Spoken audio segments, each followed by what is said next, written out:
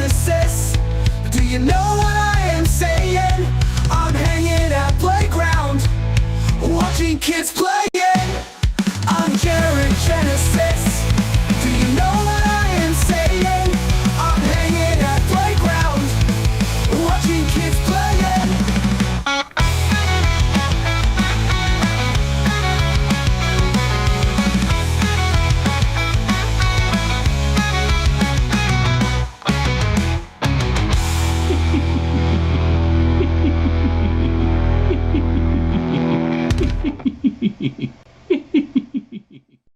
In the beginning, there was nothing. And then there was the Drunken Peasants Podcast. I gotta get a witness. Say, man, you got a joint? No, not on me, man. I don't have facts to back this up. It'd be a lot cooler if you did. That's true. Sometimes I cry. Lick my butthole, he laughed. From the strangest corners of the internet, here to bring you opinions of the world from an altered perspective. Here are your hosts, the Drunken Peasants. Hello, everybody. Welcome to Drunken Peasants Podcast. This is episode 1404. I'm here. I'm flying solo. I'm flying solo for today's debate. So I'll need all of you to give me your comments in the chat by voting in the poll, or, with some Streamlabs donos, which, by the way, we never met the goal on the last show. It's only like $49 away. So if we meet it here, then I'll start the new week's goal instead, from that point going forward. Please like the stream, and we're going to check out the debate. I mean, most of the debate is going to be, we'll be able to give our opinions on it, but it's mostly going to be listening to what the fuck they're saying and the moderators and all that. So you guys let me know what you think and who you think will win, which, I mean, how do you even measure who won? People have different opinions on that. I feel like Walz is more experienced in debating, and he's a more experienced politician, so any just experience in general. But we'll see. I think JD Vance is a buffoon, personally. But we'll see. Maybe we'll be surprised. Who knows?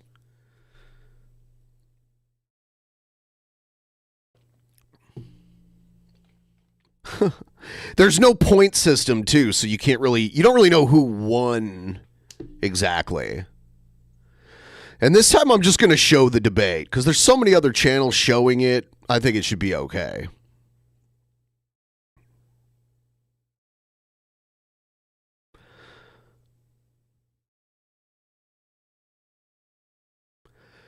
Yeah, I guess we'll see what happens.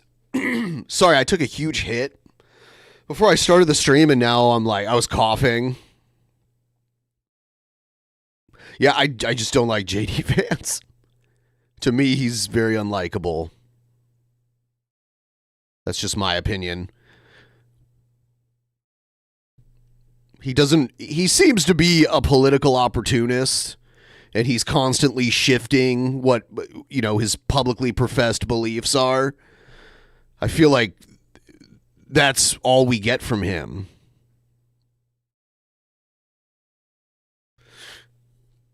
JD Vance's kids don't even like him. I would think I don't even know if he has kids. Wouldn't his kids be young? He's younger than me. So his kids would probably be like minors, right? I don't even know if he has kids. I actually don't know. Well, I guess he shits on people. I guess he shits on people that don't have kids, right? So he must have kids, but they're young, right?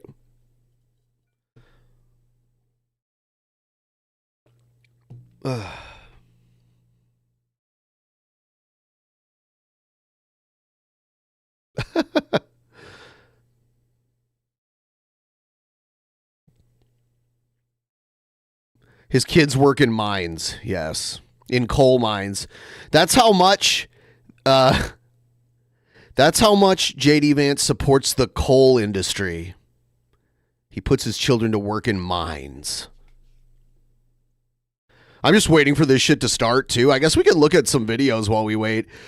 I guess President Jimmy Carter, you know how many times I've heard in the last 10 years, oh, Jimmy Carter's about to die. He's sick.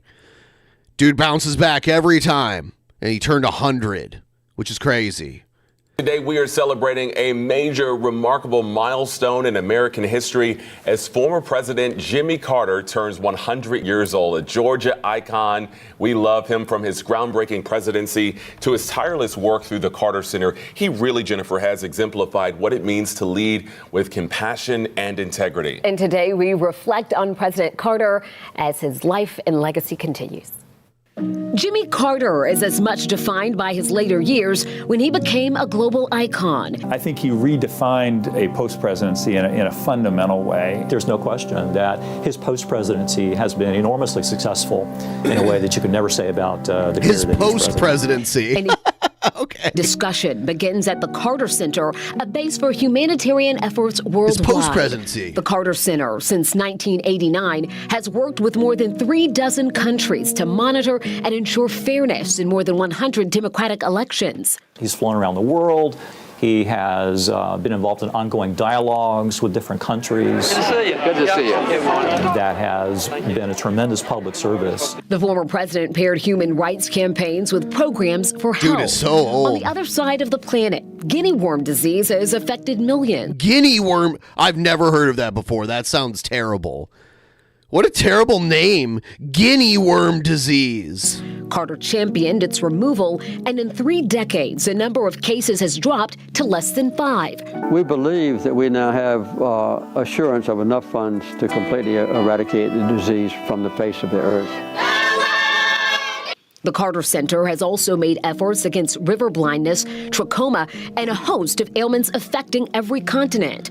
In 2002, that work was recognized with the Nobel Peace Prize. Jessica Boyle disease? Learn how to live together in peace by killing each other's dust out your brain. Children.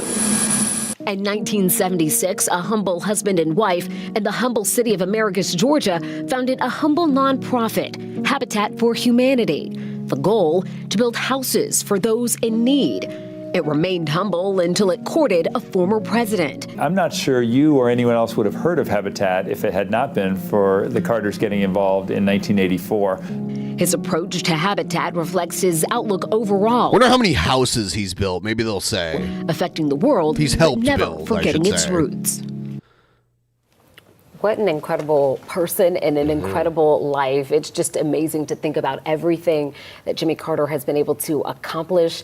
And I mean, he was still putting in work for years and years and years post-presidency. Yeah, we saw him as he got up into his 80s and in his 90s, and all of a sudden it's like he's out there with a hammer and a nail. I got the pleasure of doing one of those Habitat for Humanity builds, and it was just unbelievable. Super sweet people, and obviously he just generates so much excitement around that particular project. So happy birthday. Happy birthday, indeed. 100 is a happy birthday. The way people talk on the news is so funny. Incredible. Happy birthday, indeed. For anyone, but especially for the life and the legacy that he has.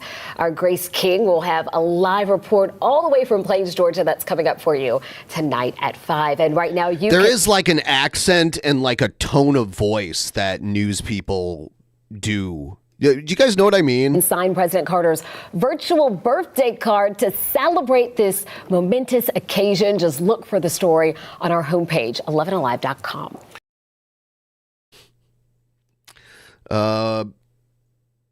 Here's a little bit about the debates. General election is 35 days away, and ahead of tonight's first and only vice presidential debate between Tim Walz and J.D. Vance, we want to bring in the director of the Floyd Institute for Public Policy at Franklin and Marshall College. Burwood Yost, thank you so much for joining us.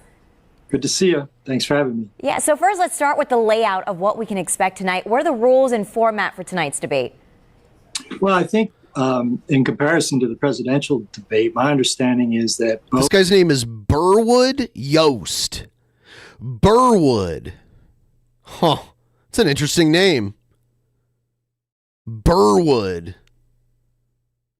Both mics will be open at all times, which is a significant difference from the prior debate. My understanding is also that there will be no... It'd be hard to give a, like, you could call him Burr or you could call him Wood.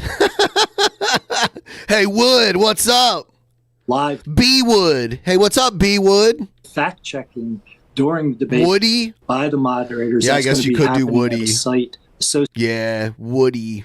I don't like that. Associated with the debate. So I think those two rules in and of themselves will make for a debate that allows for a bit more interaction between the candidates than we probably saw in the presidential debate. Yeah, we've been seeing both Vance and Walz heavily campaigning, doing media blitzes, taking aim at each other from afar. Tonight, of course, will be very different to see them together. What do we know about their debate experience and styles?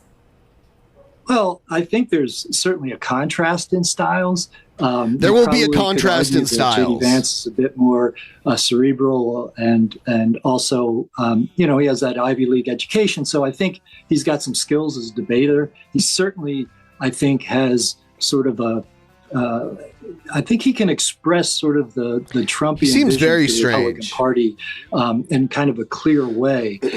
He's sort of the spokesman for that particular movement at the moment, and I think they always do the pointing Walz at is much people in the more homey, crowd. Isn't that but weird? I think he has a lot more experience debating. He's run for office multiple times. See, they all do it. For multiple offices. Point at people and in the so, crowd. I think it should be a spirited debate, and it will be a contrast in styles. I think we'll expect Walz to be a bit homier, if you will. Try to be sort of an all shucks candidate. All shucks. So we'll see what comes out of that sort of contrast in styles. Yeah, and of course, neither candidates know the questions or topics we'll get tonight. But 2 weeks ago, we asked J.D. Vance what he's doing to prepare for this debate. We want to play a part of the clip. Take a listen. And you've got the debate coming Look at this guy. up. What's your game plan to go up against Tim Walz? Just trying to study policy as much as possible. I think the American people, a lot of, unfortunately, I think the Kamala Harris campaign sometimes talks to her fellow Americans like their children. I think Donald Trump and I want to talk to our fellow Americans like... Got his hands on his hips. ...fellow citizens and actually talk about public policy that can make their lives better. And issues should Damn, local news, because this is local news here. Channel 8 and wherever this is, they had there was a mistake where they turned them down when they were playing the video, and they came back to them, they still had them muted. Each candidate addressed tonight. Well, look, I think they both... With all the people that are working on this broadcast and all the production budget, they still have those kind of issues. Have some ground to make up with the economy. Certainly, the economy is an advantage for the Trump campaign right now. I think Harris and Walz want to kind of eat away at that advantage. So if they can, if Walz can create an effective message around the economy to counter whatever J.D. Vance might put forward, I think that would be important for them. I expect. Why won't J.D. Vance just come right out with the conspiracy theories? Just start off with the conspiracy theories.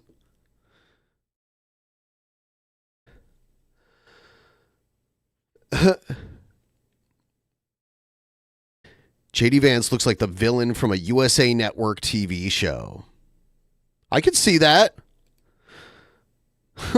Made for TV movie. Hey, is my Streamlabs working by any chance? Can someone send me a test and hit the like button, please? Is also to push a little bit on healthcare. We know that Trump and Vance have talked about various things related to the Affordable Care Act, perhaps removing it or replacing it. We also know that women's rights and abortion's part of that healthcare conversation. So I would expect that Tim Walz is going to not just talk about the economy, but he's also going to push back on health-related issues, including abortion rights. Finally, I think Vance will certainly try to do his best on the economy, articulating a vision for making middle-class people feel better about their financial lives. But I also expect that he's going to hit on immigration pretty hard. He hasn't backed down from statements he's made, even though, we know some of them are false. I expect he continues to hit the immigration. See, the Project 2025 stuff, Vance is just going to deny agreeing with it or whatever, or knowing anything about it. So I don't know how effective that's going to be. You can't prove what someone's intentions are until after we see him try to follow it. But before that, he could just be like, nope. I think the last thing I would say is that Vance has perhaps one extra hurdle to go that Walz doesn't, and that is Trump is the older candidate now in this race. And I think J.D. Vance is going to have to show that he could do the job if it becomes necessary. I think that's a bigger hurdle for him than Walz at the moment. Yeah, it's an interesting point. And vice presidential debates don't usually tip the scales much. But from your standpoint, what you're seeing in the polls... Yeah, but he'll still just deny it. It doesn't matter if he wrote the forward, it still doesn't matter. He's gonna toe the line for Trump and say the same shit Trump's doing. So it's just gonna be like, you did this. No, I didn't. Well, you did do this, and this is what it is. No, I didn't. Nothing's gonna it's just gonna, it doesn't, he's got to make him look dumb. He's got to trip him up. Of how close we are to elections and this just being so razor thin close, does this debate matter to the extent of potentially swinging? Yes! Oh, there it is. There it is. Testing 1, 2, 3. Coming in loud and clear. And I'll tell you what. So I'm going to reset the goal here. I'm going to reset it right now. And let me see. Where is it? Widgets.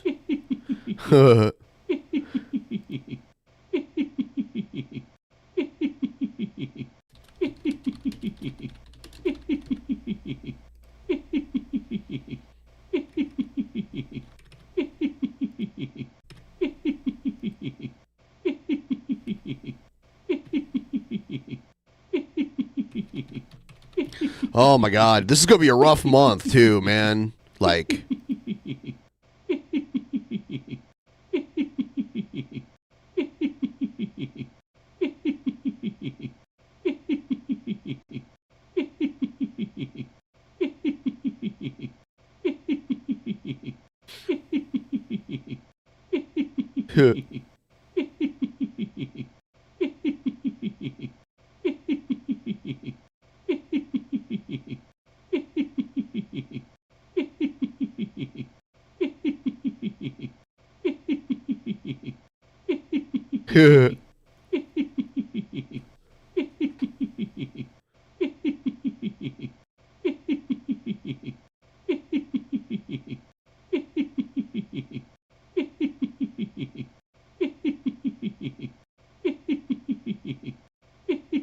it's going on forever, but we got it up now.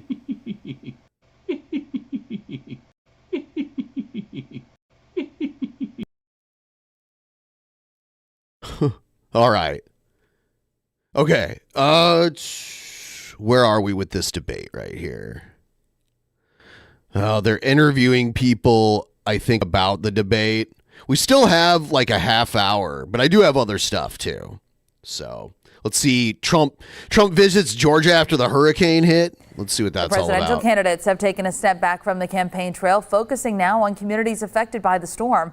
Former President Donald Trump was in Valdosta Monday. During his visit, he emphasized coming together to help rebuild these communities. As you know, our country is in the final weeks of a hard-fought national election. But in a time like this, when a crisis hits, when our fellow citizens cry out in need, none of that matters. We're not talking about politics now. We have to all get together and get this solved. Vice President Kamala Harris returned to Washington for a FEMA briefing on Helene. She thanked staff at FEMA for being selfless amid Helene's aftermath and said she will be on the ground as soon as possible. President Biden says he'll travel to Asheville, North Carolina tomorrow, one of the areas hardest hit by this storm. Yeah, I mean, he's doing some diplomatic type stuff. He should have been like, Kamala caused the hurricane. She should have nuked the hurricane before it made landfall.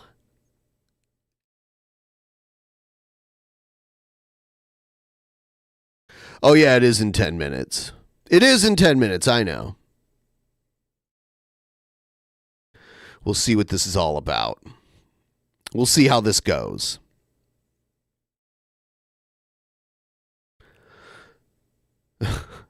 I love Trump walking around.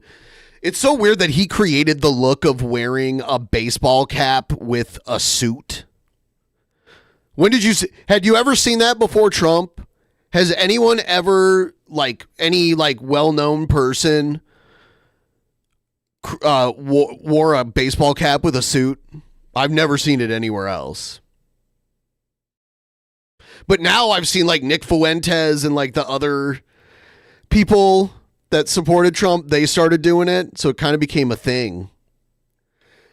They also, I mean, to be fair, they also do sneakers with suits now, which that didn't used to be a thing.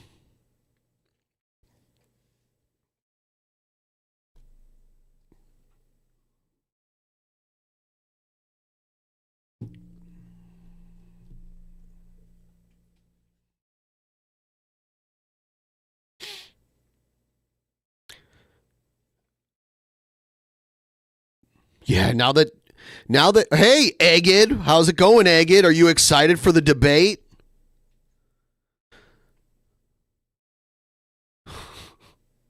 Everyone, please like the stream. So I guess we're going to start watching in like 8 minutes here.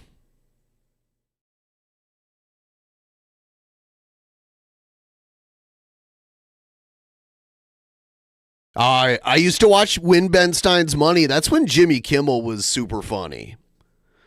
That was the first time I ever saw Jimmy Kimmel on Win Ben Stein's Money. And he was like fatter than he is now. He was pretty funny on that show. And then he did the Man Show.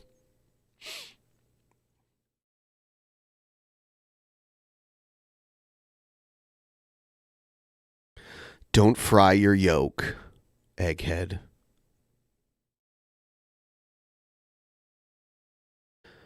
The fun uncle versus the creepy cousin.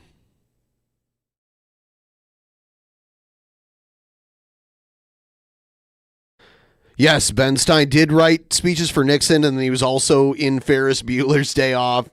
He had quite the career. He made a movie that was like pro-religion in schools. If any of you guys remember that.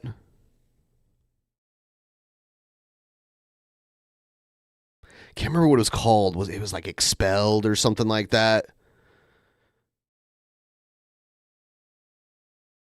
Yes. I remember. Speechless. Was it Speechless? I can't remember what it was. I can't remember. Oh, Expelled, no intelligence allowed. That's it. Yes. Expelled, no intelligence allowed. So that's because I knew he was kind of a, he was an intelligent guy, but then I was like, oh, but even someone who's smart can be duped by religion depending on when they get into it.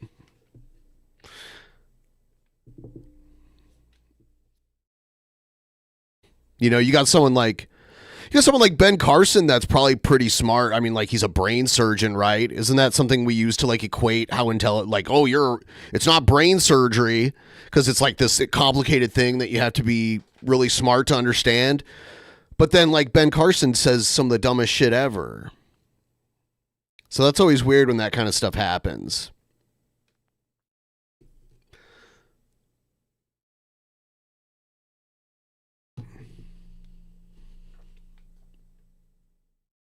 Dude, if we colonized Mars,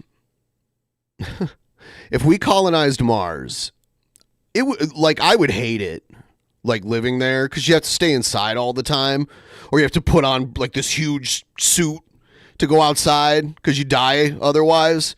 That sounds pretty terrible. You know what I'm saying? And then it's like, yeah, I don't know.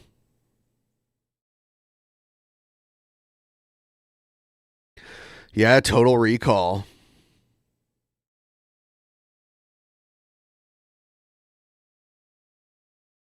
Yes. Mars is a very it's the next most hospitable planet, but that doesn't mean it's hospitable at all.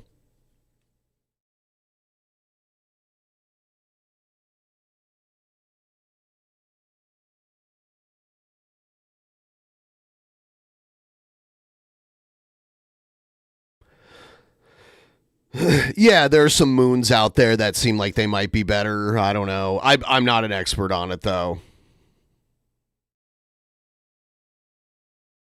I would think distance to the sun is a big factor, though. And Mars is pretty close.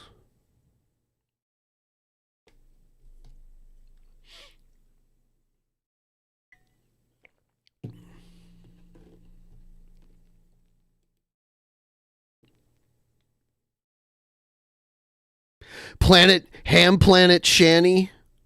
Are we about to... Okay, we got 3 minutes.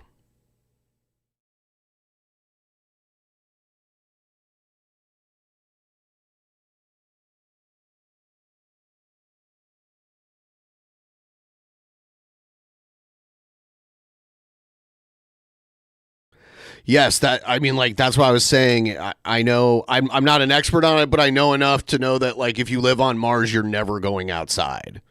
You're like stuck inside or some sort of like pressure suit to even like, but then you're not even really outside. You're like in a small, thing. Just because you wear it like a suit, you're still like in something, so you'd never know what it would feel like to be like out in the environment again. And that just sounds terrible to me.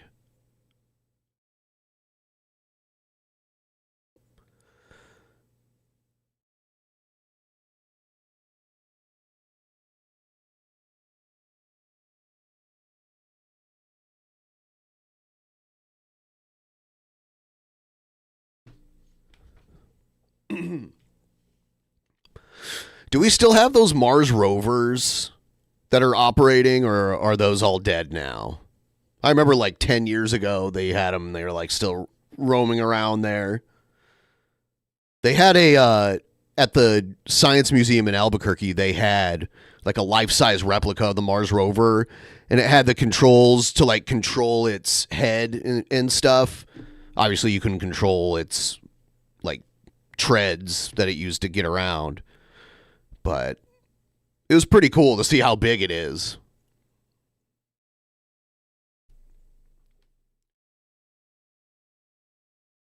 And you could like zoom in with its eyes, because its eyes had these crazy zoom lenses on it where it could see really, really, really far.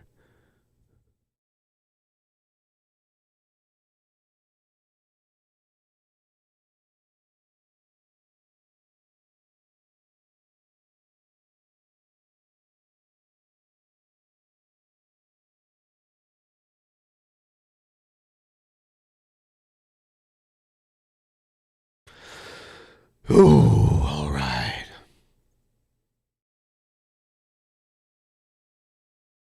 Here we go. I think this is about to start. I believe. Let's see.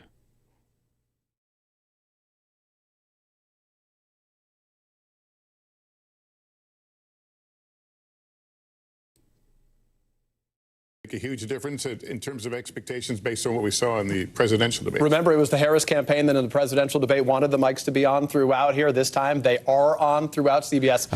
So the mics are going to be on this time. Back and forth. By the way, please like the stream, guys. Perhaps by either side. We got a new goal, new week. Debate between Trump and Harris. Listen to you at this show. It's a quick poll. Okay. Who thinks there should be? We're journalists. We think there should be. Okay. All right. There we go. Good answer. Well, it is the top of the hour now, 9 p.m. here in New York City.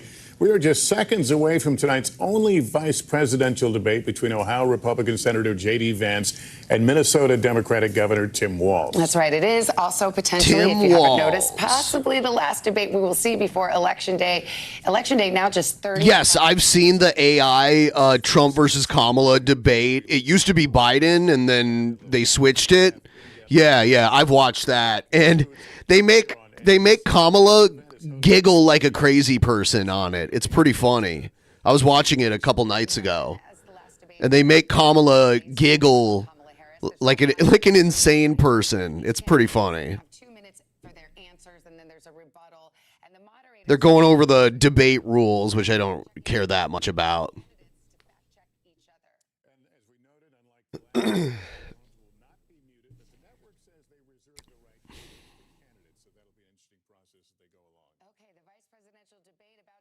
There's far too many Republican. Okay, so I see the quote or the comment from the Mad Clown. There's far too many Republicans that are not willing to vote for Vivek Ramaswamy because of his race and his religion. Presidential debate. Here it we is. want to welcome our viewers on CBS, on other networks here in the U.S. and around the world. We have a consequential night ahead, and our focus is the issues that matter to you, the voter. Let's introduce the candidates. Minnesota's Democratic Governor Tim Walz and Ohio's Republican Senator J.D. Vance tonight meeting for the first time. This should be good. Let's see. Let's see how this I'm Margaret goes. Brennan. In order to have a thoughtful and civil debate, these are the rules that both campaigns have I'm agreed going to switch to this because questions will be better. directed at one candidate who will have 2 minutes to respond. The other candidate will be allowed 2 minutes for rebuttal. Then each candidate will get another minute to make further points, with an additional 1 minute each at the discretion of the moderator. The primary role of the moderators is to facilitate the debate between the candidates, enforce the rules, and provide the candidates with the opportunity to fact-check claims made by each other. So there will be fact-checking from the see, the Trump people are going to bitch about that because Trump gets fact-checked more because he lies more. Senator, I don't know how else to put it. Joining us. Let's get started. Tonight, our country is facing several unfolding crises. The Middle East is on the brink of war. Americans are suffering from the catastrophic impact of Hurricane Helene. And now a labor strike as 25,000 dock workers from Maine to Texas are picketing. We're going to begin tonight with the Middle East. Margaret. Thank you, Nora. Earlier today, Iran launched its largest attack yet on Israel, but that attack failed, thanks to joint U.S. and Israeli defensive action. President Biden has deployed more than 40,000 U.S. military personnel and assets to that region over the past year to try to prevent a regional war. Iran is weakened, but the U.S. still considers it the largest state sponsor of terrorism in the world, and it has drastically reduced the time it would take to develop a nuclear weapon. It is down now to 1 or 2 weeks' time. Governor Walz, if you were the final voice in the Situation Room, would you support or oppose a preemptive strike by Israel on Iran? You have 2 minutes. Well, thank you. And thank you for those joining at home tonight. Let's keep in mind where this started. October 7th, Hamas terrorists massacred over 1,400 Israelis and took prisoners. Israel's ability to be able to defend itself is absolutely fundamental. Getting its hostages back, fundamental. He slipped and called Israel Iran humanitarian just crisis now. Well, he in said Iran. Gaza. But the expansion of Israel and its proxies is an absolute fundamental necessity for the United States to have the steady leadership there. You saw it experienced today, where along with our Israeli partners and our coalition, able to stop the incoming attack. But what's fundamental here is that steady leadership is going to matter. It's clear, and the world saw it on that debate stage a few weeks ago, a nearly 80-year-old Donald Trump talking about crowd sizes is not what we need in this moment. Yeah. But it's not just that. It's those that were closest to Donald Trump that understand how dangerous he is when the world is this dangerous. His chief of staff, John Kelly, said that he was the most flawed human being he'd ever met. And both of his secretaries of defense and his national security advisors said he should be nowhere near the White House. Now, the person closest to them, Donald Trump, said he's unfit for the highest office. That was Senator Vance. What we've seen out of Vice President Harris is we've seen steady leadership. We've seen a calmness that is able to draw on the coalitions to bring them together. Understanding that our allies matter. When our allies see Donald Trump turn towards Vladimir Putin, turn towards North Korea, when we start to see that type of fickleness around holding the coalitions together, we will stay committed. And as the vice president said today we will protect our forces and our allied forces, and there will be consequences. Governor, your time is up. Senator Vance, the same question. He filled the Would you time support perfectly. or oppose a preemptive strike by Israel on Iran? You have 2 minutes. So, Margaret, I want to answer the question. First of all, thanks, Governor. Thanks to CBS for hosting the debate. And thanks, most importantly, to the American people who are watching this evening and caring enough about this country to pay attention to this vice presidential debate. I want to answer the question, but I want to actually give an introduction to myself a little bit because I recognize a lot of Americans don't know who either one of us are. I was raised in a working class family. My mother required food assistance. Is he not answering the question? My grandmother required Social Security help to raise me, and she raised me in part because my own mother struggled with addiction for a big chunk of my early life.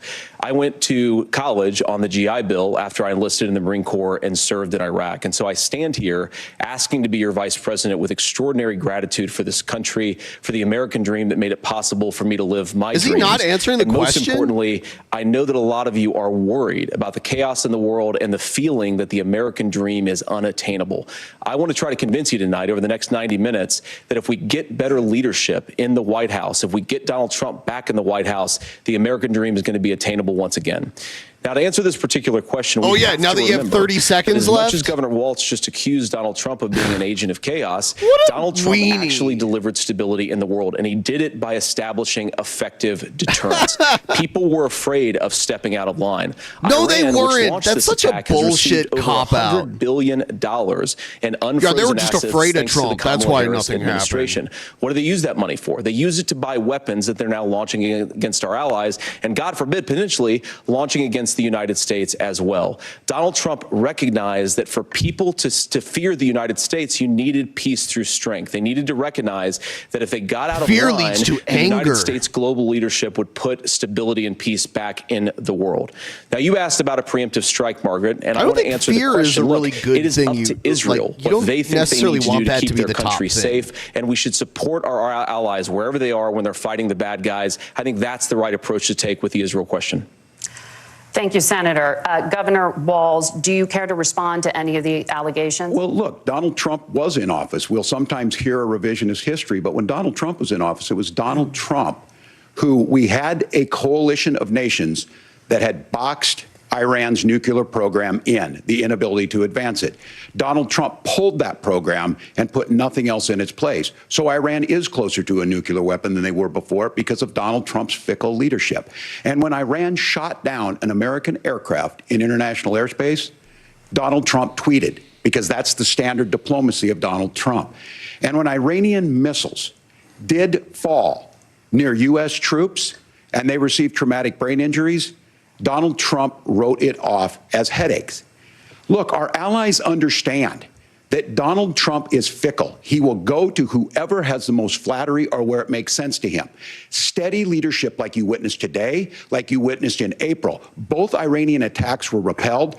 Our coalition is strong, and we need the steady leadership that Kamala Harris is providing. Senator Vance, the U.S. did have a diplomatic deal with Iran to temporarily pause parts of its nuclear program, and President Trump did exit that deal. He recently said, just 5 days ago, the U.S. must now make a diplomatic deal with Iran because the consequences I'm waiting for some fireworks. Impossible.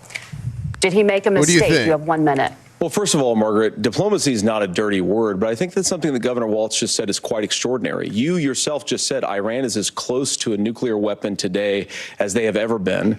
And Governor Walz, you blame Donald Trump, who has been the vice president for the last 3.5 years. And the answer is your running mate, not mine. Donald Trump consistently made the world more secure. Now, we talk about what the sequence of events that led us to where we are right now, and you can't ignore October the 7th, which I appreciate Governor Walz bringing up. But when did Iran and Hamas and their proxies attack Israel? It was during the administration of Kamala Harris. So Governor Walz can criticize Kamala Donald Harris Trump's has tweets, but effective, I don't think that's her smart diplomacy administration. and peace through strength is how you bring stability back to a very broken world. Donald Trump has already done it once before. Ask yourself at home, when was the last time, I'm 40 years old, when was the last time that an American president didn't have a major conflict break out? The only answer is during the 4 years that Donald Trump was president. Gentlemen, we have a lot to get to. Nora? Margaret, thank you. Let's turn now to Hurricane Helene. The storm could become one of the deadliest on record. More than 160 people are dead and hundreds more are missing.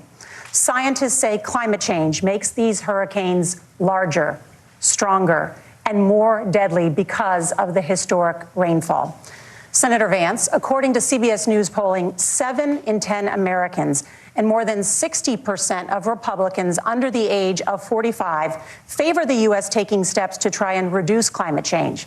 Senator, what responsibility would the Trump administration have to try and reduce the impact of climate change? I'll give you 2 minutes. Sure. So first of all, let's start with the hurricane, because it's an unbelievable, unspeakable He doesn't want to talk human about climate tragedy. change. I just saw today actually a photograph of 2 grandparents on a roof with a 6-year-old child, and it was the last photograph ever taken of them because the roof collapsed and those innocent people lost their lives. And I'm sure Governor Walz joins me in saying our hearts go out to those innocent people. Our prayers go out to them. Get to the and we want point. as robust and aggressive as a federal response as so we can get weaselly. to save as many lives as possible, and then of course afterwards to help the people in those communities rebuild. I mean, these are communities that I love. Some of them I know very personally. Please like the in stream, Appalachia, everybody. all across the Southeast. They need their government to do their job. And I commit that when Donald Trump is president again, the government will put the citizens of this country first when they suffer from a disaster.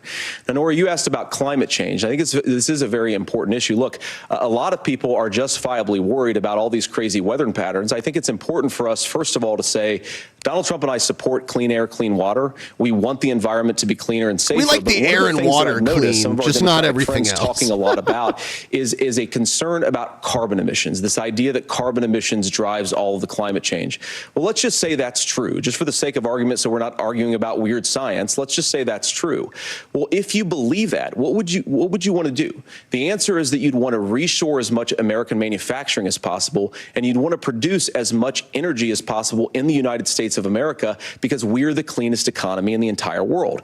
What have Kamala Harris's policies actually led to? More energy production in China, more manufacturing overseas, more doing business in some of the dirtiest parts of the entire world. And when I say that, I mean the dirtiest part emissions they're doing per unit of economic dirtiest output. parts So in the if we actually entire care world. about getting cleaner air and cleaner water, the best thing to do is to double down and invest in American workers and the American people. And unfortunately, Kamala Harris has done exactly the opposite.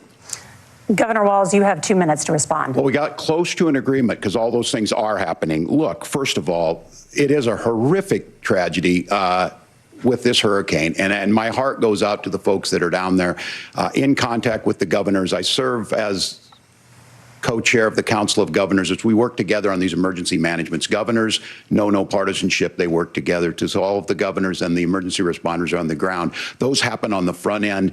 The federal government comes in, makes sure they're there that we recover, but we're still in that phase where we need to make sure that they're staying there, staying focused. Now, look, coming back to the climate change issue, there's no doubt this thing roared onto the scene faster and stronger than anything we've seen. Senator Vance has said that there's a climate problem in the past. Donald Trump called it a hoax and then joked that these things would make more beachfront property to be able to invest in. What we've seen out of the Harris administration now, the Biden-Harris administration, is we've seen this investment. We've seen massive investments, the biggest in global history that we've seen in the Inflation Reduction Act, has created jobs all across the country. 2,000 in Jeffersonville, Ohio, taking the EV technology that we invented and making it here. 200,000 jobs across the country. They eat the largest solar dogs. manufacturing plant in North America sits in Minnesota. But my farmers know climate change is real. They've seen 500-year droughts, 500-year floods back to back. But what they're doing is adapting, and this has allowed them to tell me, look, I harvest corn, I harvest soybean, and I harvest wind. We are producing more natural gas and more oil at any time than we ever have. We're also producing more clean energy. So the solution for us is to continue to move forward, that climate change is real. Reducing our impact is absolutely critical, but this is not a false choice. You can do that at the same time you're creating the jobs that we're seeing all across the country. That's exactly what this administration has done. We are seeing us becoming an energy superpower for the future, not just the current. And that's what absolutely makes sense. And then we start thinking about how do we mitigate these disasters. Thank you. Senator, I want to give you an opportunity to respond there. The governor mentioned that President Trump has called climate change a hoax. Do you agree? Well, look, what the president has said is that if the Democrats, in particular Kamala Harris and her leadership, if they really believe that climate change is serious, what they would be doing is more manufacturing and more energy production in the United States of America, and that's not what they're doing. So clearly, Kamala Harris herself doesn't believe her own rhetoric on this. If she did, she would actually agree with Donald Trump's energy policies. Now, something Governor Walz said I think is important to touch upon, because he won't when we answer. talk about clean energy, I think that's a slogan that often the Democrats will use here. I'm talking, of course, about the Democratic leadership. And the real issue is that if you're spending hundreds of millions or even billions of dollars of American taxpayer money on solar panels that are made in China, number one, you're going to make the economy dirtier. We should be making more of those solar panels here in the United States of America. Some of them are, Tim, but a lot of them are being made overseas in China, especially the components that go into those solar panels. So if you really want to make the environment cleaner, you've got to invest in more energy production. We haven't built a nuclear facility, I think, one in the past 40 years. Natural gas, we got to invest more in it. Kamala Harris has done the opposite. That's raised energy prices and also meant that we're doing Senator, worse by the climate. your time is up. Governor, would you like to respond? Well, look, we're producing more natural gas than we ever have. There's no moratorium on that. We're producing more oil. But the folks know, and like I said again, these are not liberal folks. These are not folks that are Green New Deal folks. These are farmers that have been drought one year, massive flooding the next year. They understand that it makes sense. Look, our #1 export cannot be topsoil from erosion from these massive storms. We saw it in Minnesota this summer. And thinking about how do we respond to that, we're thinking ahead on this. And what Kamala Harris has been able to do in Minnesota, we're starting to weatherproof some of these things. The infrastructure law that was passed allows us to think about mitigation in the future. How do we make sure that we're protecting by burying our power lines? How do we make sure that we're protecting lakefronts and things that we're seeing more and more of? But to call it a hoax and to take the oil company executives to Mar-a-Lago, say, give me money for my campaign and I'll let you do whatever you want. We can be smarter about that, and an all-above energy policy is exactly what she's doing, creating those jobs right here. Governor, your time is up. The overwhelming consensus among scientists is that the Earth's climate is warming at an unprecedented rate. Margaret? Thank you, Nora. We're going to turn now to immigration. The crisis at the U.S.-Mexico border consistently ranks as one of the top issues for American voters. Senator Vance, your campaign is pledging to carry out the largest mass deportation plan in American history and to use the U.S. military to do so. Could you be more specific about exactly how this will work? For example, would you deport parents who have entered the U.S. illegally and separate them from any of their children who were born on U.S. soil? You have 2 minutes. So first of all, Margaret, before we talk about deportations, we have to stop the bleeding. We Let have me a dodge the historic question immigration really quick. crisis because Kamala Harris started and said that she wanted to He's dodging the undo all question. of Donald Trump's border policies. 94 executive orders suspending deportations, decriminalizing illegal aliens, massively increasing the asylum fraud that exists in our system. That is Zero questions answered as far as I'm concerned. You guys can tell me what you think. Country.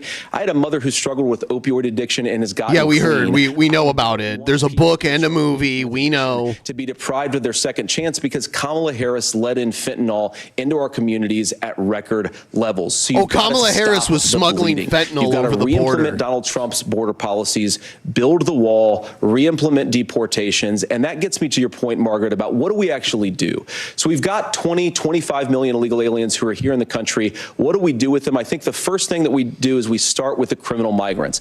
About 1 million of those people have committed some form of crime in addition to crossing the border illegally. I think you start with deportations on those folks. And then I think you make it harder for illegal aliens to undercut the wages of American workers. A lot of people will go home if they can't work for less than minimum wage in our own country. And by the way, that'll be really good for our workers who just want to earn a fair wage for doing a good day's work.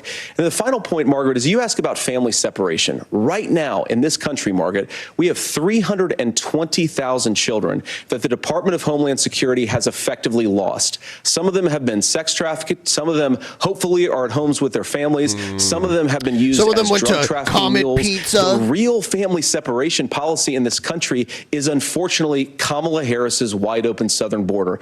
And I'd ask my fellow Americans to remember when she came into office, she said she was going to do this. Real leadership would be saying, you know what, I screwed up. We're going to go back to Donald Trump's border policies. I wish that she would do that. It would be good for all of us.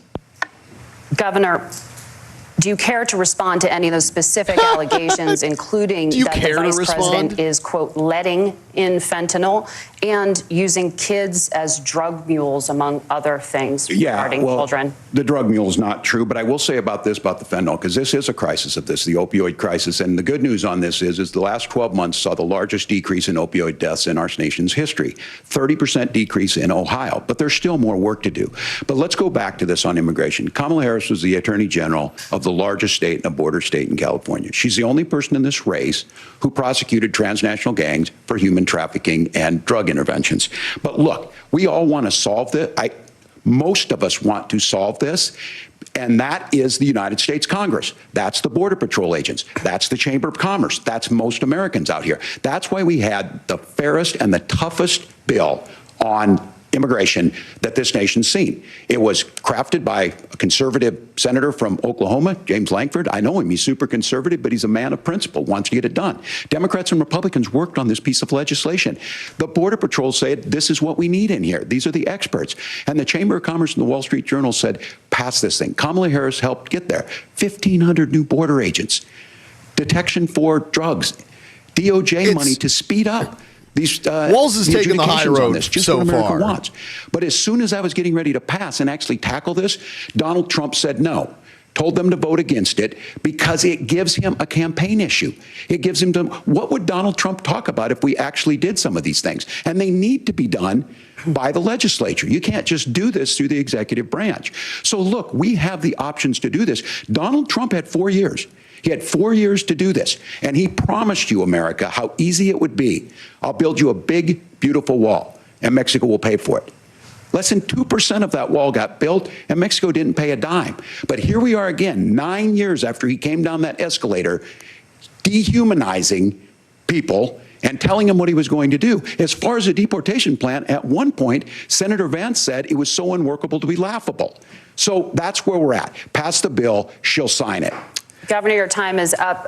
Senator, the question was, will you separate parents from their children, even if their kids are U.S. citizens? Yeah, he didn't answer that. Margaret, my point is that we already have massive child separations thanks to Kamala Harris's open border. And I didn't accuse Kamala Harris of inviting drug mules. I said that she enabled the Mexican drug cartels to operate freely in this country. And we know that they use children as drug mules, and it is a disgrace, and it has to stop.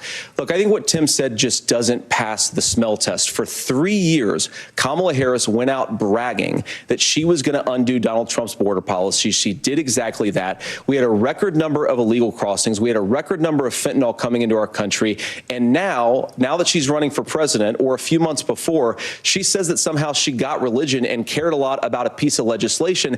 The only thing that she did when she became the vice president, when she became the appointed border czar, was to undo the border czar. That's something they push a lot. She was the border czar. Open the border. This problem is leading to massive problems in the United States of America. Parents who can't afford health care, schools that are overwhelmed. It's got to stop, and it will when Donald Trump is president Senator, again. your time is up. Governor, what about our CBS News polling, which does show that a majority of Americans, more than 50%, support mass deportations? Look, we fix this issue with a bill that is necessary, but the issue on this is what happens when you don't want to solve it. You demonize it. And we saw this, and Senator Vance, and it surprises me on this, talking about and saying, I will create stories to bring attention to this. That vilified a large number of people who were here legally in the community of Springfield. The Republican governor said, it's not true, don't do it. There's consequences for this. Governor Mike we could come DeWine. together. Senator Lankford did it. We could come together and solve this if we didn't let Donald Trump continue to make it an issue. And the consequences in Springfield were the governor had to send state law enforcement to escort kindergartners to school. I believe Senator Vance wants to solve this, but by standing with Donald Trump and not working together to find a solution, it becomes a talking point. And when it becomes a talking point like this, we dehumanize and villainize other human beings.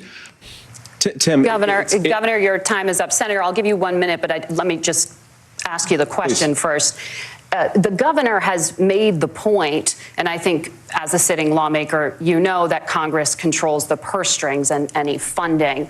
So you have said repeatedly that Donald Trump would through executive action, solve this? Do you disagree that Congress controls the purse strings and would need to support many of the changes that you would actually He doesn't want like being to asked implement? this You have 1 directly. minute. Look, Margaret, first of all, the gross majority of what we need to do at the southern border is just empowering law enforcement to do their job. I've been to the southern border more than our borders are. Kamala Harris has been, and it's actually heartbreaking because the Border Patrol agents, they just want to be empowered to do their job. Of course, additional resources would help, but most of this is about the president and the vice president empowering our law enforcement to say, if you try to come across the border illegally, you've got to stay in Mexico, you've got to go back through proper pivot. channels.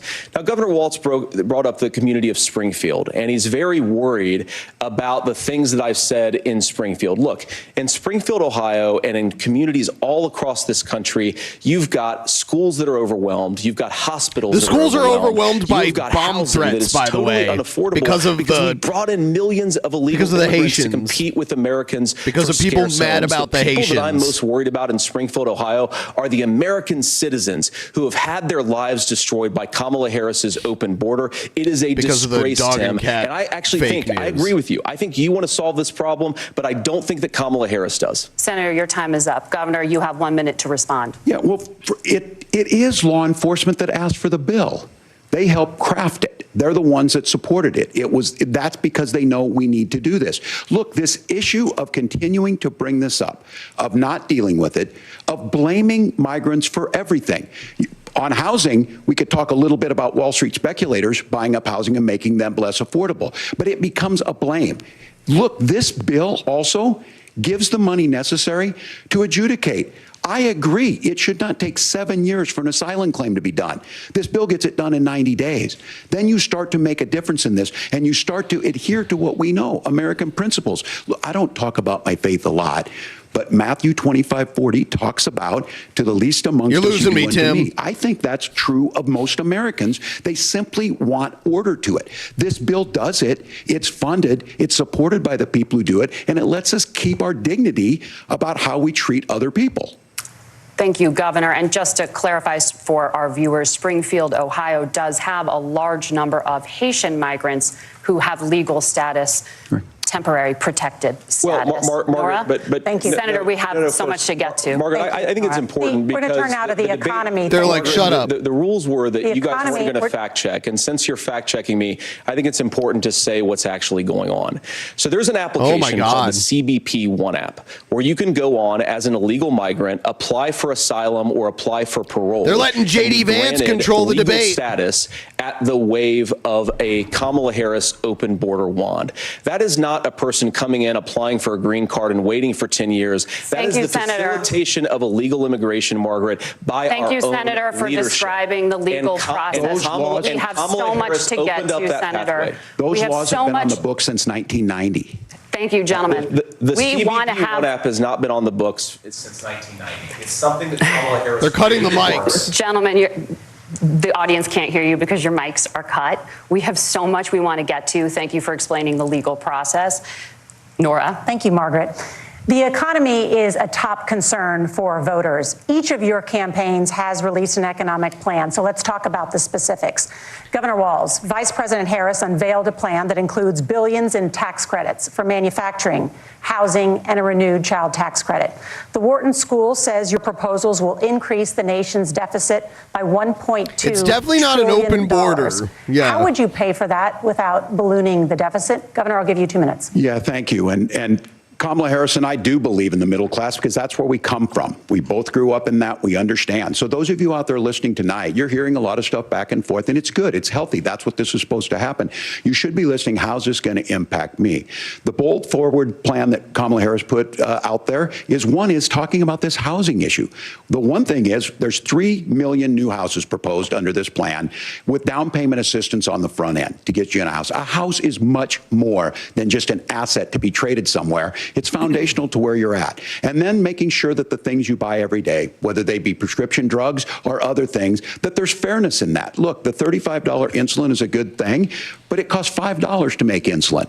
They were charging $800 before this law went into effect. As far as the housing goes, I've seen it in Minnesota. 12% more houses in Minneapolis, prices went down on rent 4%. It's working. And then making sure tax cuts go to the middle class. $6,000 child tax credit, we have one in Minnesota, reduces childhood poverty by 1/3. We save money in the long run, and we do the right thing for families. And then getting businesses off the ground. The law as it stands right now is $5,000 tax credit for small business, increasing that to $50,000. Now, this is a philosophical difference between us. Donald Trump made a promise, and I'll give you this. He kept it. He took folks to Mar-a-Lago, said, you're rich as hell, I'm going to give you a tax cut. He gave the tax cuts that predominantly went to the top class. What happened there was an $8 trillion increase in the national debt, the largest ever. Now he's proposing a 20% consumption or sales tax on everything we bring in. Everyone agrees, including businesses, it would be destabilizing it, it would increase inflation and potentially lead to a recession. Look, this is simple for you. Where are we going? Kamala Harris has said to do the things she wants to do, we'll just ask the wealthiest to pay their fair share. When you do that, our system works best, more people are participating in it, and folks have the things that they need. Senator, I want to give you a moment to respond on that. But similarly, the Wharton School has done an analysis of the Trump plan and says it would increase the nation's deficit by $5.8 trillion. My question is the same for you. How do you pay for all that without ballooning the deficit? I'll give you 2 minutes. Well, first of all, you're going to hear a lot from Tim Walz this evening, and you just heard it in the answer, a lot of what Kamala Harris proposes to do. And some of it, I'll be honest with you, it even sounds pretty good. Here's what you won't hear, is that Kamala Harris has already done it. Because she's been the vice president for 3.5 years. She had the opportunity to enact all of these great policies, and what she's actually done instead is drive the cost of food. So J.D. Vance's technique here is to attack the person who's not there. And you even heard him earlier. He said, you know, Tim, I believe you want it. I just don't think Kamala Harris wants it. Americans, if Kamala Harris has such great plans for how to address middle class problems, then she ought to do them now. Not when asking for a promotion, but in the job the American people gave her 3.5 years ago. And the fact that she isn't tells you a lot about how much you can trust her actual plans. Now, Donald Trump's economic plan is not just a plan, but it's also a record. A lot of those same economists attack Donald Trump's plans, and they have PhDs, but they don't have common sense and they don't have wisdom, because Donald Trump's economic policies delivered the highest take-home pay in a generation in this country, 1.5% inflation, and to boot, peace and security all over the world. So when people say that Donald Trump's economic plan doesn't make sense, I say look at the record. He delivered rising take-home pay for American workers. Now, Tim admirably admits that they want to undo the Trump tax cuts, but if you look at what I wouldn't attack him based on how much power I think he has. I would attack him based on his statements. The statements that he's made. Class and working class Americans. All the really dumb it was passed shit. in 2017, and you saw an American economic boom unlike we've seen in a generation in this country. That is a record that I'm proud to run on, and we're going to get back to that common sense wisdom so that you can afford to live the American dream again. I know a lot of you are struggling. I know a lot of you are worried about paying the bills. It's going to stop when Donald Trump brings back common sense to this country. Governor, do you want to respond to that? What has Kamala Harris done for the middle class? Yeah, well, Kamala Harris's day one was Donald Trump's failure on COVID that led to the collapse of our economy. We were already before COVID in a manufacturing recession, but 10 million people out of work, largest percentage since the Great Depression. 9 million jobs closed on that. That was day one, whether it was the Infrastructure Act or other things we moved. Now, you made a question about experts, said this. I've made a note of this. Economists can't be trusted. Science can't be trusted. National security folks can't be trusted. Look, if you're going to be president, you don't have all the answers. Donald Trump believes he does. My pro tip of the day is this. If you need heart surgery, listen to the people at the Mayo Clinic in Rochester, Minnesota, not Donald Trump. And the same thing goes with this. And I ask you out there, teachers, nurses, truck drivers, or whatever, how is it fair that you're paying your taxes every year and Donald Trump hasn't paid any federal tax in the last 15 years, and the last year as president? That's what's wrong with the system. There's a way around it, and he's bragged about that. We're just asking for fairness in it, and that's all you want.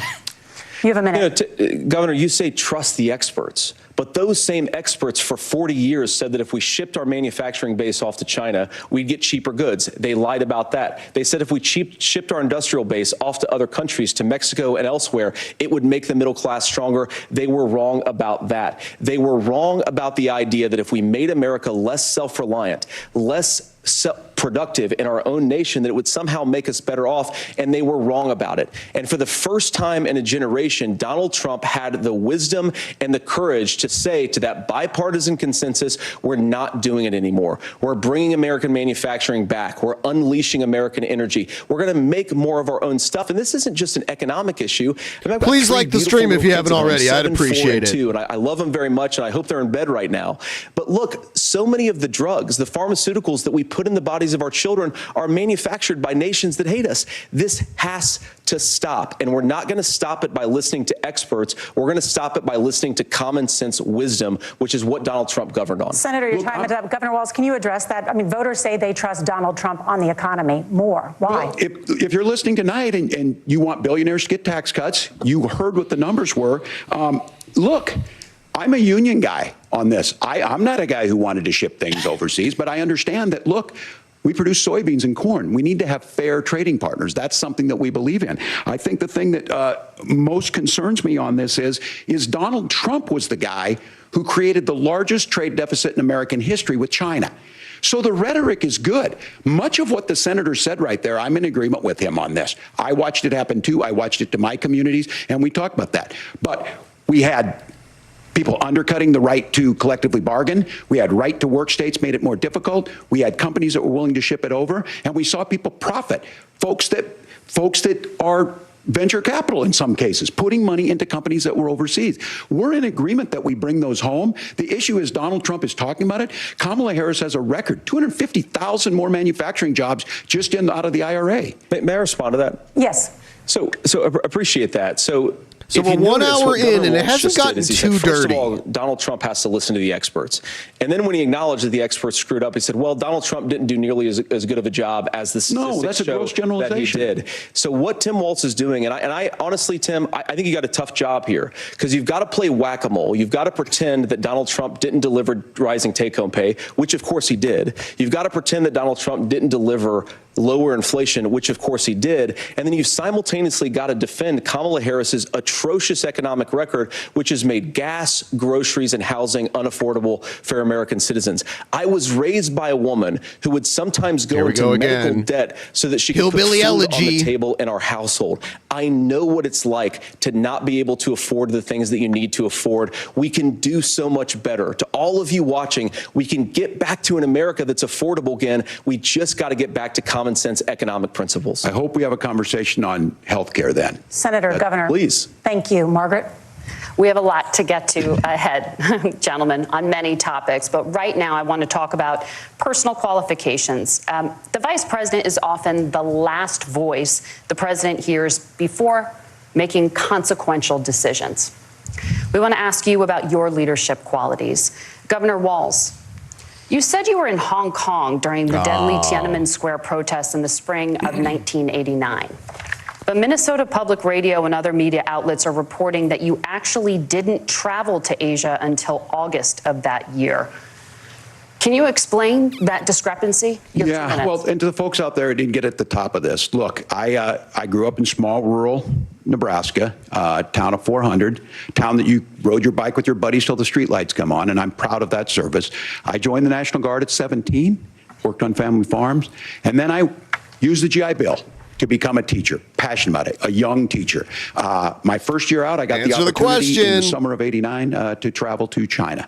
35 years ago, be able to do that. I came back home and then started a program to take young people there. We would take basketball teams, we would take baseball teams, we would take dancers, and we would go back and forth to China. The issue for that was to try and learn. Now, look, my community knows who I am. They saw where I was at. Look, I will be the first to tell you, I have poured my heart into my community. I've tried to do the best I can, but I've not been perfect. And I'm a knucklehead at times, but it's always been about that. Those same people elected me to Congress for 12 years. And in Congress, I was one of the most bipartisan people. working on things like farm bills that we got done, working on veterans benefits. And then the people of Minnesota were able to elect me to governor twice. So look, my commitment has been from the beginning to make sure that I'm there for the people, to make sure that I get this right. I will say more than anything. So he talked many out of his times ass. I will talk a lot. I will get caught up in the rhetoric. But being there, the impact it made, the difference it made in my life, I learned a lot about China. I hear the critiques of this. I would make the case that Donald Trump should have come on one of those trips with us. I guarantee you he wouldn't be praising Xi Jinping about COVID. And I guarantee you he wouldn't start a trade war that he ends up losing. So this is about trying to understand the world. It's about trying to do the best you can for your community. And then it's putting yourself out there and letting your folks understand what it is. My commitment, whether it be through teaching, which I was good at, or whether it was being a good soldier or was being a good member of Congress, those are the things that I think are the values that people care about. Governor, just to follow up on that, the question was, can you explain the discrepancy? All I said on this was I got there that summer and misspoke on this. So I will just, that's what I've said. So I was in Hong Kong and China during the democracy protests went in. And from that, I learned a lot of what needed to be in governance.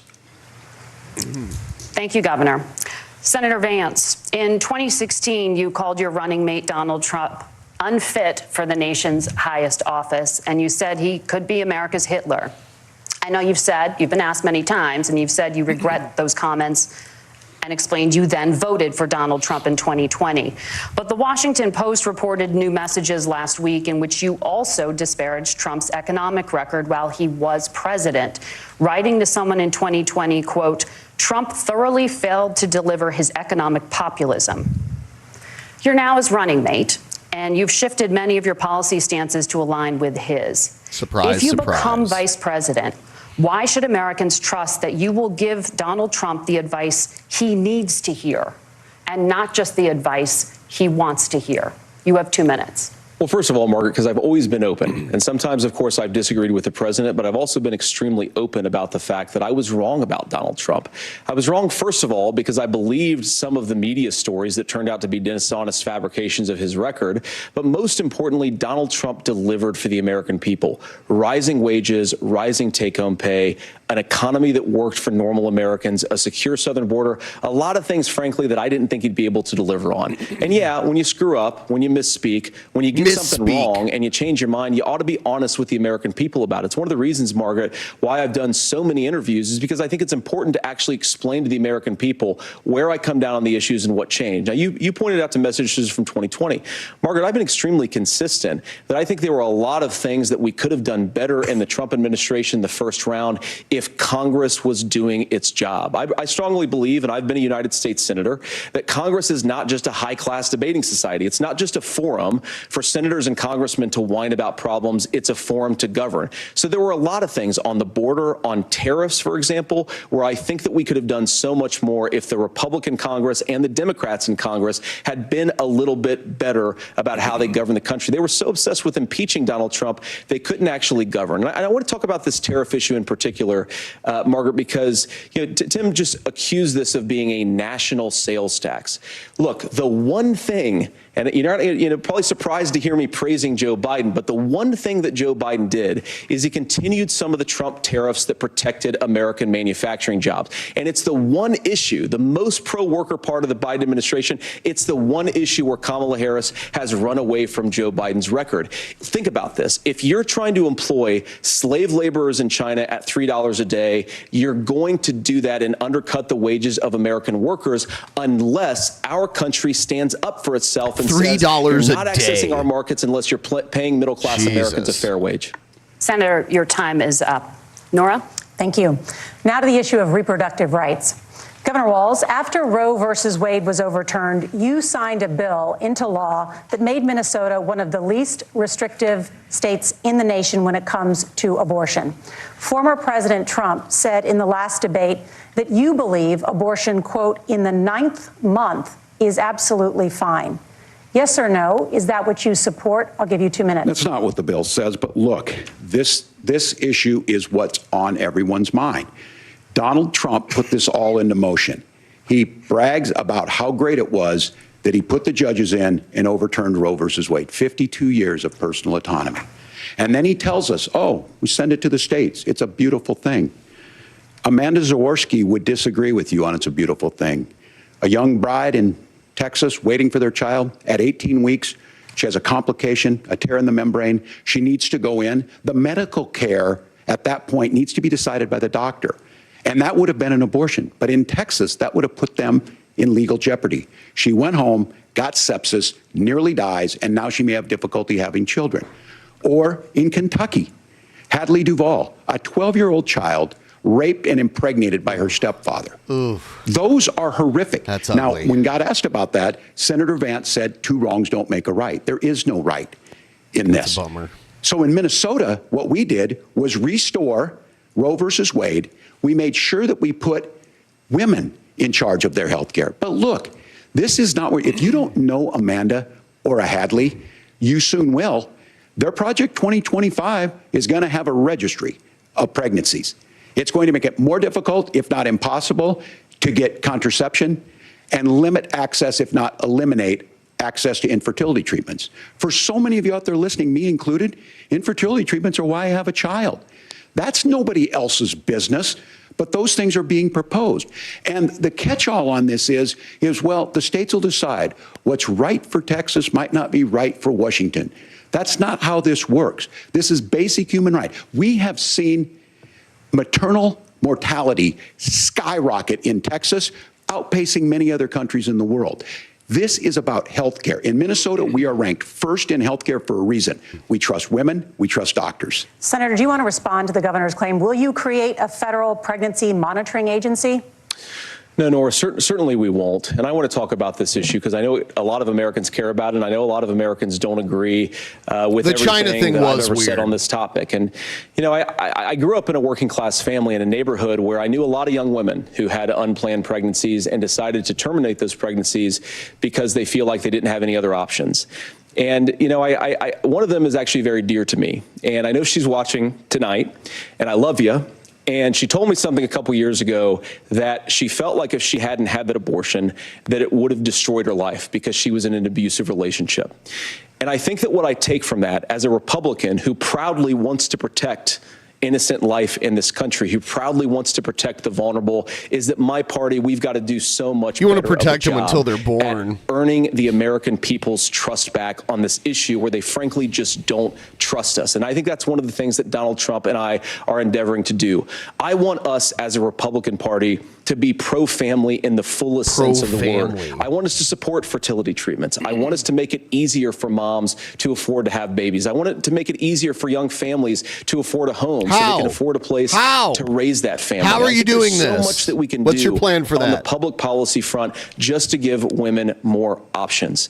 Now, of course, Donald Trump has been very clear that on the abortion policy specifically, that we have a big country and it's diverse. And California has a different viewpoint on this than Georgia. Georgia has a different viewpoint from Arizona. And the proper way to handle this, as messy as democracy sometimes is to let voters make these decisions, let the individual states make their abortion policy. And I think that's what makes the most sense in a very big, a very diverse, and let's be honest, sometimes a very, very messy and divided country.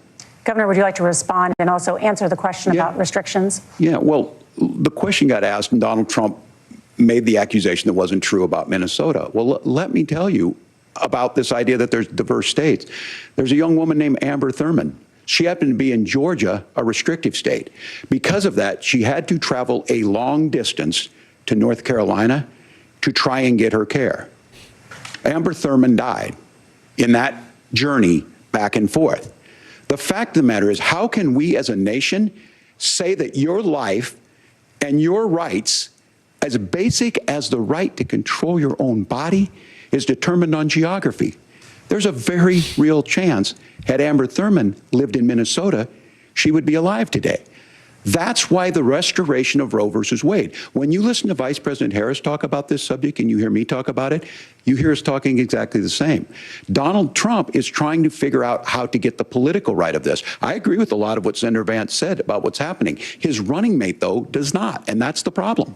Governor, your time is up. Senator, let me ask you about that. He mentioned, was, I think, referring to a national ban. In the past, you have supported a federal ban on abortion after 15 weeks. In fact, you said if someone can't support legislation like that, quote, you are making the United States the most barbaric pro-abortion regime anywhere in the entire world.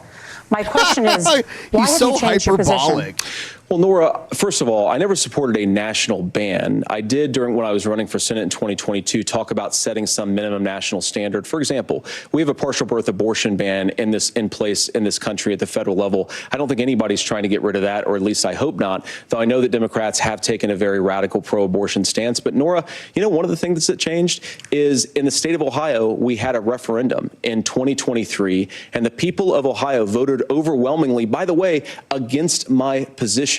And I think that what I learned from that, Nora, is that we've got to do a better job at winning back people's trust. So many young women would love to have families. So many young women also see an unplanned pregnancy as something that's going to destroy their livelihood, destroy their education, destroy their relationships. And we have got to earn people's trust back. And that's why Donald Trump and I are committed to pursuing pro-family policies, making childcare more accessible, making fertility treatments more accessible, because we've got to do a better job at that. And that's what real leadership is. Governor, your response. Well, I'm going to respond on the pro-abortion piece of that. No, we're not.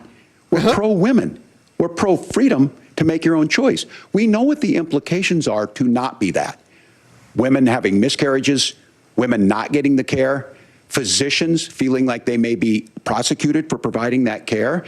And as far as making sure that we're educating our children and giving them options, Minnesota's a state with one of the lowest teen pregnancy rates. We understand that too. We know that the options need to be available, and we make that true. We also make it, we're a top 3 state for the best place to raise children. But these two things, to try and say that we're pro-children, but we don't like this, or you guys are pro-abortion, that's not the case at all. We are pro-freedoms for women to make their choices, and we're going, and Kamala Harris is making the case, to make options for children more affordable, a $6,000 child tax credit, but we're not going to base that on the backs of making someone like Amber Thurman drive 600 miles to try and get health care. Senator? May I respond to that? First of all, Governor, I agree with you. Amber Thurman should still be alive, and there are a lot of people who should still be alive, and I certainly wish that she was. And maybe you're free to disagree with me on this and explain this to me, but as I read the Minnesota law that you signed into law, the statute that you signed into law, it says that a doctor who presides over an abortion where the baby survives, the doctor is under no obligation to provide life-saving care to a baby who survives a botched late-term abortion. That is, I think, whether you're pro-choice or pro-abortion, that is fundamentally barbaric. And that's why I use that word, Nora, is because some of what we've seen. Can we get a fact check on that statement? Against their will? Because Kamala Harris has supported suing Catholic nuns to violate their freedom of conscience. We can be a big and diverse country where we respect people's freedom of conscience and make the country more pro-baby and pro-family. But please. Yes, Governor, please respond. Look, this is one where there's always something there. This is a very simple proposition. These are women's decisions to make about their healthcare decisions, and the physicians who know best when they need to do this. Trying to distort the way a law is written to try and make a point, that's not it at all. What was I wrong about, Governor? Please tell me, what was I wrong about? That is not the way the law is written. Look, I've given But how? I've given this advice on a lot of things, that getting involved, getting engaged, that's been misread, and it was fact-checked at the last debate. But the point on this is there's a continuation of these guys to try and tell women or to get involved. I use this line on this, just mind your own business on this. Things work best when Roe versus Wade was in place. When we do a restoration of Roe, that works best. That doesn't preclude us from increasing funding for children. It doesn't increase us from making sure that once that child's born, like in Minnesota, they get meals, they get early childhood education, they get health care. So the hiding behind we're going to do all these other things when you're not proposing them in your budget. Kamala Harris is proposing them. She's proposing all those things to make life easier for families. I asked a specific question, Governor. You gave me a slogan as a response. It's not the case. It's not true. That's not what the law says. So they fact-checked it with President Trump. Gentlemen, there's a lot to discuss. We have to move on, and we're going to be right back with much more of the CBS News vice presidential debate in just a moment. So I guess they're breaking for commercial. That means I am going to use this opportunity to go to the bathroom really quick, and then we'll come right back and watch more of the debates. And then I got some other stuff too. So I'll see you guys in just a minute.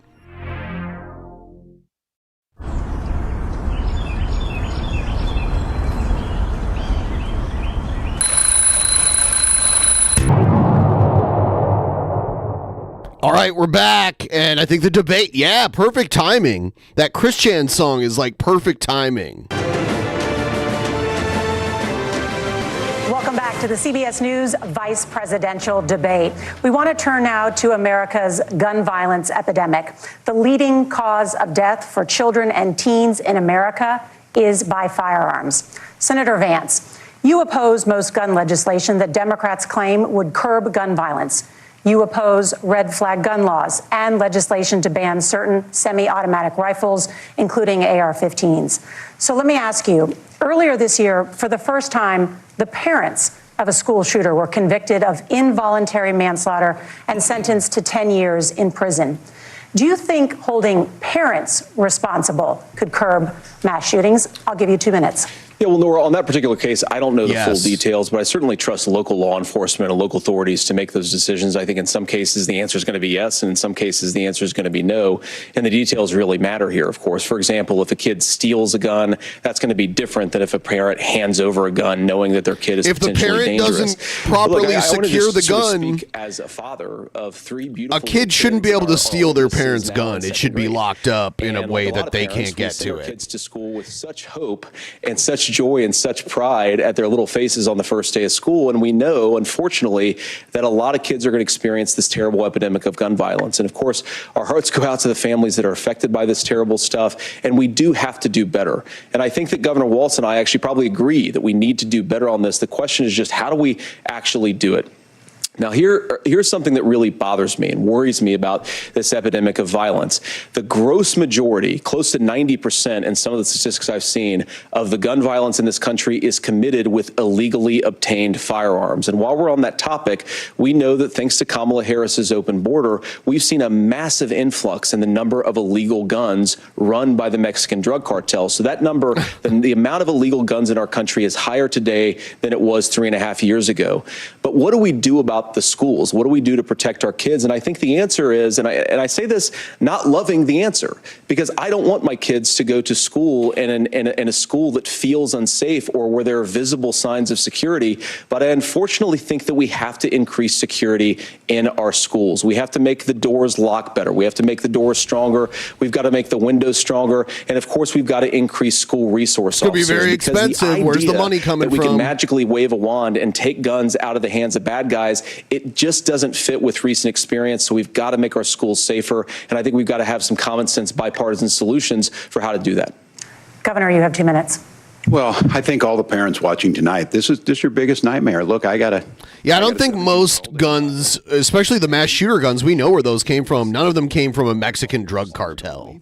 As a member of Congress, I sat in my office surrounded by dozens of the Sandy Hook parents, and they were looking at my 7-year-old picture on the wall. Their 7-year-old were dead, and they were asking us to do something. And look, I'm a hunter.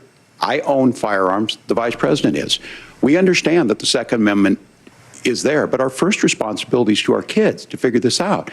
In Minnesota, we've enacted enhanced red flag laws, enhanced background checks, and we can start to get data. But here's the problem.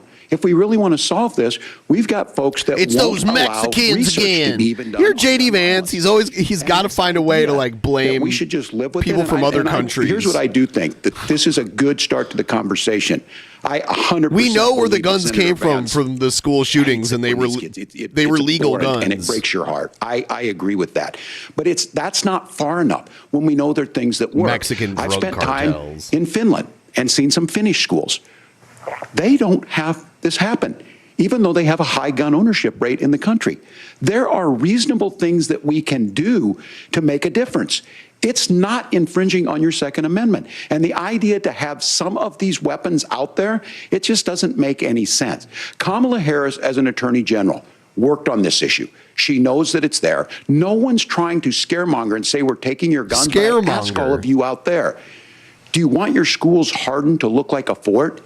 Is that what we have to go when we know there's countries around the world that their children aren't practicing these types of drills? They're being kids. We owe it to them to get a fix. These are things that shouldn't be that difficult. You can still keep your firearms, and we can make a difference. We have to. If you're listening tonight, this breaks your heart. Senator. Tim, first of all, I didn't know that your 17-year-old witnessed a shooting. And I'm sorry about that, and I hope that he's doing okay. Christ have mercy. It is awful. And I appreciate what Tim said, actually, about Finland, because I do think it illustrates some of the frankly, weird differences between our own country's gun violence problem and Finland. Okay, first of all, we have way higher rates of mental health abuse, or mental health substance abuse. We have way higher rates of depression, way higher rates of anxiety. We unfortunately have a mental health crisis in this country that I really do think that we need to get to the root causes of, because I don't think it's the whole reason why we have such a bad gun violence problem. What does he think it's the a big cause piece of it? Another driver of the gun violence epidemic, especially that affecting our kids, it doesn't earn as many headlines, but is the terrible gun violence problem in a lot of our big cities. And this is why we have to empower law enforcement to arrest the bad guys, put them away, and take gun offenders off the streets. I think there's a whole host of things that we can do here, but I do think at our schools we've got to talk about more security. Senator, thank you. Governor, you previously opposed an assault weapons ban, but only later in your political career did you change your position. Why? Yeah, I sat in that office with those Sandy Hook parents. I've become friends with school shooters. I've seen it. Look, the NRA. Did he just say I become friends with school shooters? Gun safety. Did he just say he's become friends with school shooters? Did he say that? Things I want to mention on this is talking about cities and where it's at. The number one where the most firearm deaths happen in Minnesota are rural suicides. And we have an epidemic of children getting guns and shooting themselves. And so we have, and we should look at all of the issues. Making sure folks have health care and all that, but I want to be very careful. This idea of stigmatizing mental health, just because you have a mental health issue doesn't mean you're violent. And I think what we end up doing is we start looking for a scapegoat. Sometimes it just is the guns. It's just the guns, and there are things that you can do about it. But I do think that this is one, and I think this is a healthy conversation.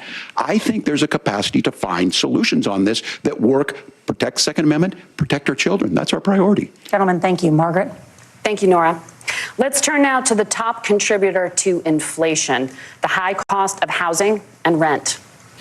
There's a shortage of more than 4 million homes in the United States, and that contributes to the high housing prices. Governor Walz, the Harris campaign promises a $25,000 down payment assistance for first-time home buyers and a $10,000 tax credit.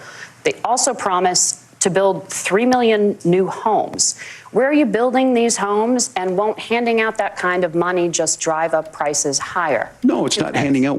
First, let me say this issue of housing, and I think those of you listening on this, the problem we've had is that we've got a lot of folks that see housing as another commodity.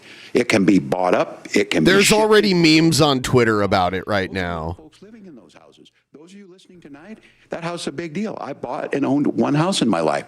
My mom still lives in the house where I was. And when I think of a house, I'm thinking of Christmas services after midnight mass where you go with your family.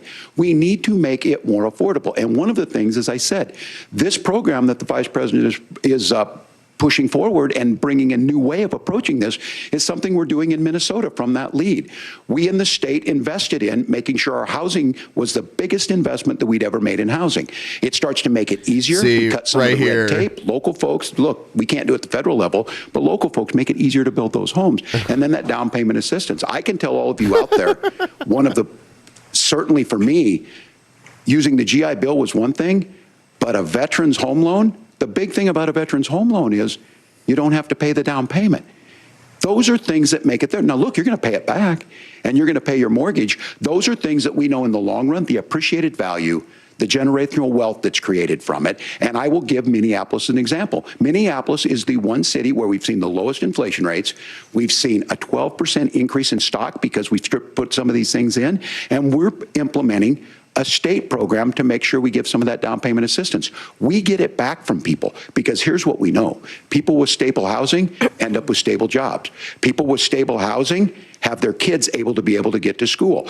All of those things in the long run end up saving our money. And that's the thing that I think we should be able to find some common ground in, but we can't blame immigrants for the only reason. That's not the case that's happening in many cities. The fact of the matter is that we don't have enough naturally affordable housing, but we can make sure that the government's there to help kickstart it, create that base. Governor, your time is up. Senator Vance, as far as your campaign's position, the promise is to seize federal lands to build homes, remove regulation, provide tax breaks, and cut back on immigration, which you say pushes up prices.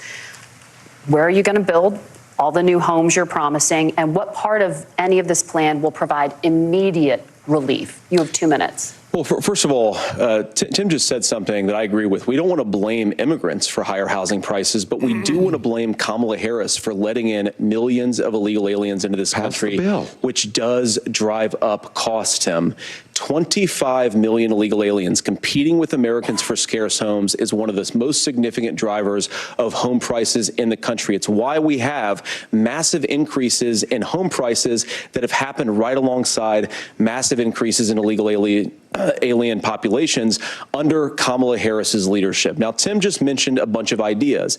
Now, some of those ideas I actually think are halfway decent, and some of them I disagree with. But the most important thing here is Kamala Harris is not running as a newcomer to politics. She is the sitting vice president. If she wants to enact all of these policies to make housing more affordable, I invite her to use the office that the American people already gave her, not sit around and campaign and do nothing while Americans find the American dream of homeownership completely unaffordable. Now, you asked, Margaret, what would immediately change the equation for American citizens? If you lower energy prices, as Donald Trump says, drill, baby, drill, one of the biggest drivers of housing costs aside from illegal immigration is, think about it, if a truck driver's paying 40% more for diesel, then the lumber he's delivering to the job site to build the house is also going to become a lot more expensive. If we open up American energy, you will get immediate pricing relief for American citizens, not, by the way, just in housing, but in a whole host of other economic goods, too. Senator Vance, you still have 23 seconds there. Do you want to answer? Can I have it? Where, Governor, we will get to you in a moment. But, Senator, where are you going to seize the federal lands? Can you clarify? What Donald Trump has said is we have a lot of federal lands that aren't being used for anything. They're not being used for national park. They're not being used, and they could be places where we build a lot of housing. And I do think that we should be opening up building in this country. We have a lot of land that could be used. We have a lot of Americans that need homes. We should be kicking out illegal immigrants who are competing for those homes, and we should be building more homes for the American citizens who deserve to be here. Senator, your time is up. Governor, I do want to let you respond to the allegation that the vice president is letting in Well, of course, that's not true. And again, you have the affecting facts. I guess we prices. agreed not to fact check. I'll check it. That, look, crossings are down They compared to when agreed Donald not Trump to left fact office. check? But it's, again, blaming and not trying to find the solution. I was going to ask, though, on this question, we agreed are we not going to drill fact and build check. houses in the same federal land? And I think when people hear federal lands, these are really important pieces of land. Now, Minnesota doesn't have a lot of federal lands. I know in the western part of the countries we do. There's not a lot of federal lands in and around Minneapolis, for example. So the issue is I don't understand the federal lands issue unless we see this, and I worry about this as someone who cares deeply about our national parks and our federal lands. Look, Minnesota, we protect these things. We've got about 20% of the world's fresh water. These lands protect. They're there for a reason. They belong to all of us. But again, this is when you view housing and you view these things as commodities. Like, there's a chance to make money here. Let's take this federal land and let's sell it to people for that. I think there's better ways to do this. We've seen it in Minnesota. We're able to refurbish some of these houses. We're able to make some investments. That gets people in. And I'm still on the fact on this. Economists, Senator Vance, you said you don't like the economists. Which economists are saying that it is immigrants that's adding to the cost? Governor, your time is up. But Senator, on that point, I'd like for you to clarify. There are many contributing factors to high housing costs. What evidence do you have that migrants are part of this problem? Well, there's a Federal Reserve study that we're happy to share after the debate. We'll put it up on social media, actually, that really drills down on the connection between increased levels of migration, especially illegal immigration, and higher housing prices. Now, of course, Margaret, that's not the entire driver of higher housing prices. It's also the regulatory regime of Kamala Harris. Look, we are a country of builders. We're a country of doers. We're a country of explorers. But we increasingly have a federal administration that makes it harder to develop our resources, makes it harder to build things, and wants to throw people in jail for not doing everything exactly as Kamala Harris says they have to do. And what that means is that you have a lot of people who would love to build homes who aren't able to build homes. I actually agree with Tim Walz. We should get out of this idea of housing as a commodity. But the thing that has most turned housing into a commodity is giving it away to millions upon millions of people who have no legal right to be here. What are the federal regulations? I deal with this as a governor. You can very quickly reply. I'm sorry. I get this as a governor, and I don't necessarily disagree with that in some cases, many of those are local, many of them are state. I don't know which ones are federal, but I think whenever we talk regulations, people think they can get rid of them. I think you want to be able to get out of your house in a fire. I think you want to make sure that it's fireproof and those types of things. So which are the regulations? Because the vice president's not responsible for those. Congress writes those. Governor, thank you. Gentlemen, we have a lot to get to. You're passionate about the housing crisis, I can tell. But Nora? Thank you. One of the top problems facing Americans is the high cost of health care. Senator Vance, at the last presidential debate, former President Trump was asked about replacing the Affordable Care Act. In response, he said, "I have concepts of a plan." Since then, Senator, you've talked about changing how chronically ill Americans get health insurance. Can you explain how that would work? And can you guarantee that Americans with pre-existing conditions won't pay more? I'll give you 2 minutes. Well, of course, we're going to cover Americans with pre-existing conditions. In fact, a lot of my family members have gotten health care. I believe, members of my family actually got private health insurance, at least for the first time, switched off of Medicaid onto private insurance for the first time under Donald Trump's leadership. And I think that, a lot of people have criticized this concepts of a plan remark. Look, it's very simple common sense. I think as Tim Walz knows from 12 years in Congress, you're not going to propose a 900-page bill standing on a debate stage. It would bore everybody to tears, and it wouldn't actually mean anything because part of this is the give and take of bipartisan negotiation. Now, when Donald Trump was actually president, and again, he has a record to be proud of, prescription drugs fell in 2018 for the first time in a very long time. Under Kamala Harris's leadership, prescription drugs are up about 7%. Under Donald Trump's entire 4 years, they were up about 1.5%. He introduced They agreed not to fact check the debate. You go into a hospital, you try to buy something, and nobody knows what it actually costs. That price transparency will actually give American consumers a little bit more choice and will also drive down costs. And we talked about, the reinsurance regulations is what I was talking about. Look, Donald Trump has said that if we allow J.D. Vance has a sharper mind than Trump. How to cover both the chronically ill but the non-chronically ill, it's not just a plan. He actually implemented some of these regulations when he was president of the United States. It's Trump's and I think age you can make at a this really good point. argument that it salvaged Obamacare, which was doing disastrously until Donald Trump came along. And I think this is an important point about President Trump. Of course, you don't have to agree with everything that President Trump has ever said or ever done, but when Obamacare was crushing under the weight of its own regulatory burden and healthcare costs, Donald Trump could have destroyed the program. Instead, he worked in a bipartisan way to ensure that Americans had access to affordable care. It's not perfect, of course, and there's so much more that we can do, but I think that Donald Trump has earned the right to put in place some better health care policies. He's earned it because he did it started doing the it first time. I mean, they did modify. All right, here's where being an old guy gets you Affordable some Care Act a history. little bit. I was there at the creation of the ACA. And the reason it was so important is I come from a major healthcare state, home of the Mayo Clinic, home to Medical Alley, 3M, Medtronic, all of those. We understand healthcare. It's why we're ranked first on affordability and accessibility and quality of healthcare. And so what I know is under Kamala Harris, more people are covered than they have before. And those of you listening, this is critical to you. Now, Donald Trump all of a sudden wants to go back and remember this. He ran on the first thing he was going to do on day one was to repeal Obamacare. On day one, he tried to sign an executive order to repeal the ACA. He signed on to a lawsuit to repeal the ACA, but lost at the Supreme Court. And he would have repealed the ACA had it not been for the courage of John McCain to save that bill. Now, fast That is forward, what happened. That means to you is you lose your pre-existing conditions. If you're sitting at home and you got asthma, too bad. If you're a woman, probably not. Broke your foot during football, might kick you out. Your kids get kicked out when they're 26. Kamala Harris negotiated drug prices for the first time with Medicare. We have 10 drugs that will come online, the most common ones that'll be there. But look, this issue, and when Donald Trump said, I've got a concept of a plan, it cracked me up as a fourth grade teacher because my kids would have never given me that. But what Senator Vance just explained might be worse than a concept, because what he explained is pre-Obamacare. And I'll make this as simple as possible because I have done this for a long time. What they're saying is, if you're healthy, why should you be paying more? So what they're going to do is let insurance companies pick who they insure, because guess what happens? You pay your premium, it's not much. They figure they're not going to have to pay out to you. But those of you a little older, gray, got cancer, you're going to get kicked out of it. That's why the system didn't work. Kamala Harris will protect and enhance the ACA.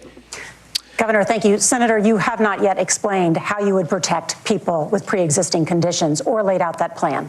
Well, look, we currently have laws and regulations in place right now that protect people with pre-existing conditions. We want to keep those regulations in place, but we also want to make the health insurance marketplace function a little bit better.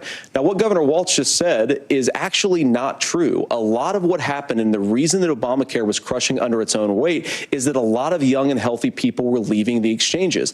Donald Trump actually helped address that problem, and he did so in a way that preserved people's access to coverage who had pre-existing conditions. But again, something that Everyone, these guys please like do the stream is if you they haven't make already. a Thank lot you of so claims much. About if Donald Trump becomes president, all of these terrible consequences are going to ensue. But in reality, Donald Trump was president. Inflation was low. Take-home pay was higher. And he saved the very program from a Democratic administration that was collapsing and would have collapsed absent his leadership. I don't know about that. He did his job, which is govern in a bipartisan way and get results, not just complain about problems, but actually solve them. Governor, did enrollment under the Affordable Care Act go up under the Trump administration? It's higher now that we've seen it go up. Look, people are using it. The system works. And the question about this of young people, or whatever, that's the individual mandate. It was already there for and Trump Republicans to fought have. tooth and nail, saying, Trump well, is baby Americans should Jesus be free to do this. Well, then what happens? Communism. JD is a think beautiful the idea man. of making sure the He's risk a pool man's is broad man. enough to cover everyone, I'm that's the only totally way not insurance projecting works. anything. When it doesn't, it collapses. You are Good asking one. pre-ACA. Thank you so will we much. get people out. Look, people know that they need to be on health care. People expect it to be there. And when we are able to make it, and we are making it this way, when we incentivize people to be in the market, when we help people who I went through periods of my life with no health care because there was no option like Obamacare. I don't even like to call it that. I call it the Affordable Care Act because that's what it's actually called. Now I can at least get it. It's not the greatest, but it does. Like, I can get stuff that I'd be paying tens of thousands of dollars for without the insurance. Can I address that? I pay a lot of co-pays and deductibles, and I also pay Let's talk about families. pay like $100 a month. There is a child care crisis in this country, and the United States is one of the very few developed countries in the world without a national paid leave program for new parents. Governor Walz, you said that if Democrats win both the White House and Congress, this is a day one priority for you. How long should employers be required to pay workers while they are home taking care of their newborns? You have 2 minutes. Yeah, well, that's negotiable, and that's what Congress worked. But here's what the deal is. Americans sitting out there right now, you may work for a big company. Look, we're home in Minnesota to some of the largest Fortune 500 companies. Kamala Harris knows that in Colorado. I hate how in America your insurance has to be tied to your job. So a lot of people stay at jobs that they hate just to keep their insurance. Because, like, if they lose the job, they lose their insurance, and then they got to find another job, and they might get totally different insurance and have to like switch providers and everything. It's such bullshit. You should not give your employer that much power over your life. So Kamala Harris has made it a priority. We implemented it in Minnesota, and we see growth. That's how you become a pro-business state. But the negotiations on it, and here's the issue. Those big companies are able to offer it. Those of you out there who don't have it, just imagine what happens if you get cancer or your child gets sick. We know what happens. You end up staying home. In some places, that means no paycheck because you've got no protection on that. This is the case of an economy that Donald Trump has set for the wealthiest amongst us. He's willing to give those tax breaks to the wealthiest. He's willing to say, bust those unions up, do whatever. What we're saying is the economy works best when it works for all of us. And so a paid family medical leave program, and I will tell you, go to the families or go to the businesses and ask them. As far as childcare on this, you have to take it at both the supply and the demand side.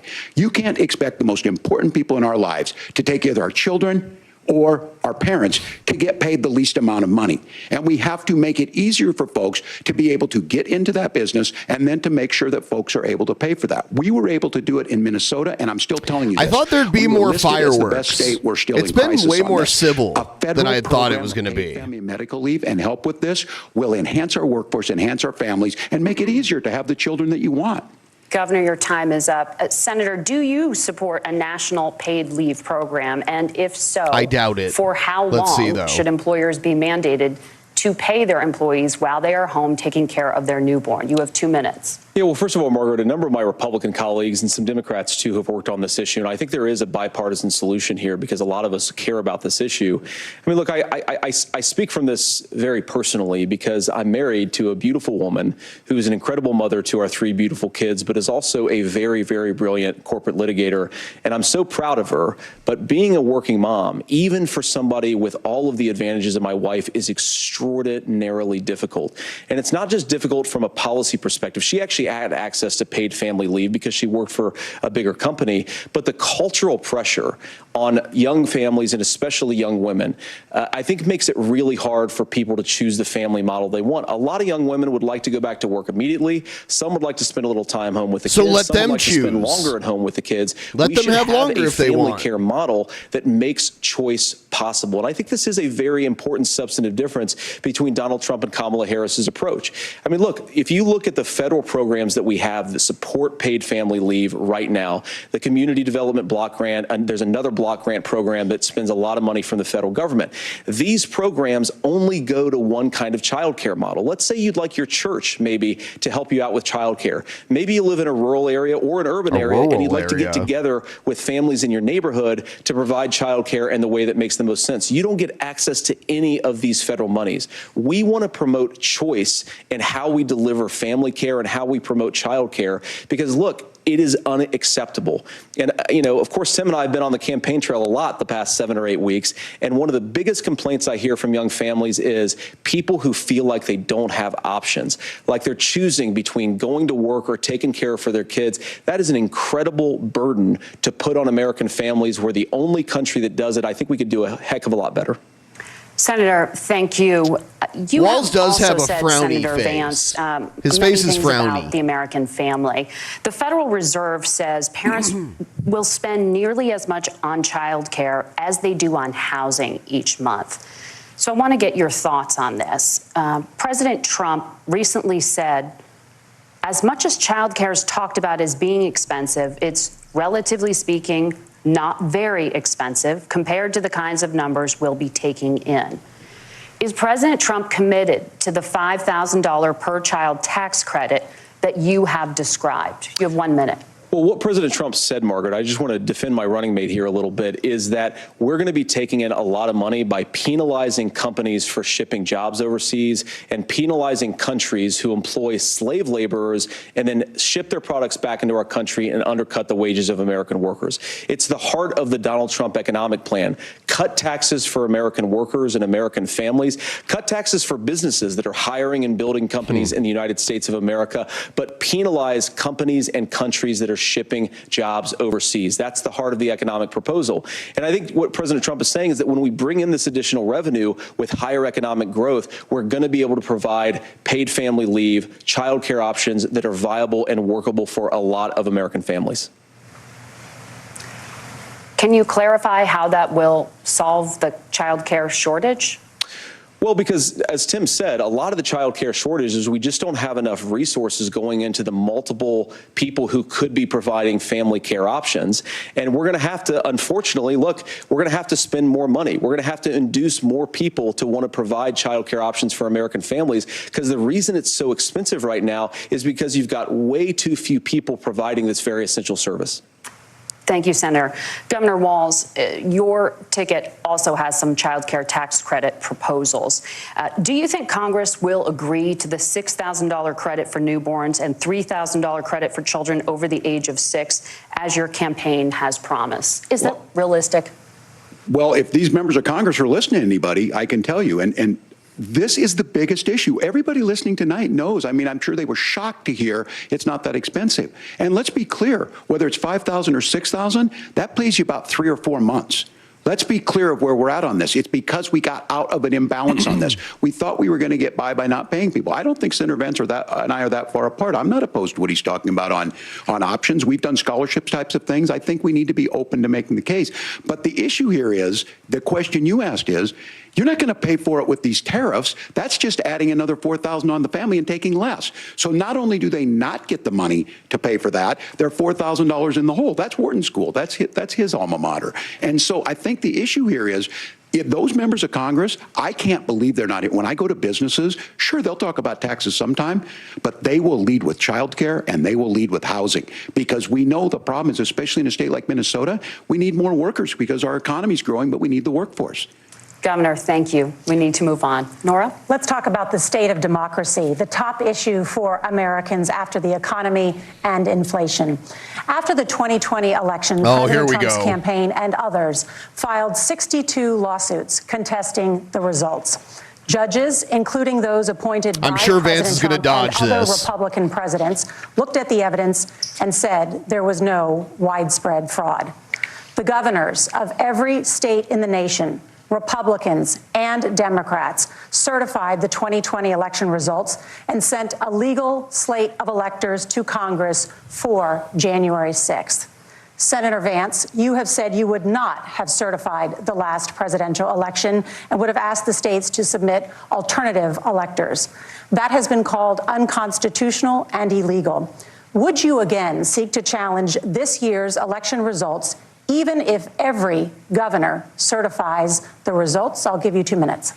Well, Nora, first of all, I think that we're focused on the future. The we need to figure out how to solve the inflation crisis caused by Kamala Harris's policies, make housing affordable, make groceries affordable, and that's what we're focused on. But I want to answer your question because you did ask it. Look, what President Trump has said is that there were problems in 2020, and my own belief is that we should fight about those issues, debate those issues peacefully in the public square, and that's all I've said, and that's all that Donald Trump has said. Remember, he said that on January the 6th, the protesters ought to protest peacefully. And on January the 20th, what happened? Joe Biden became the president, Donald Trump left the White House, and now, of course, unfortunately, we have all of the negative policies that have come from the Harris-Biden administration. I believe that we actually do have a threat to democracy in this country, but unfortunately, it's not the threat to democracy that Kamala Harris. He's going to pardon all those January 6th people if he gets elected. It's Americans casting aside lifelong friendships because of disagreements over politics. It's big technology companies silencing their fellow citizens. And it's Kamala Harris saying that rather than debate and persuade her fellow Americans, she'd like to censor people who engage in misinformation. I think that is a much bigger threat to democracy than anything that we've seen in this country in the last 4 years, in the last 40 years.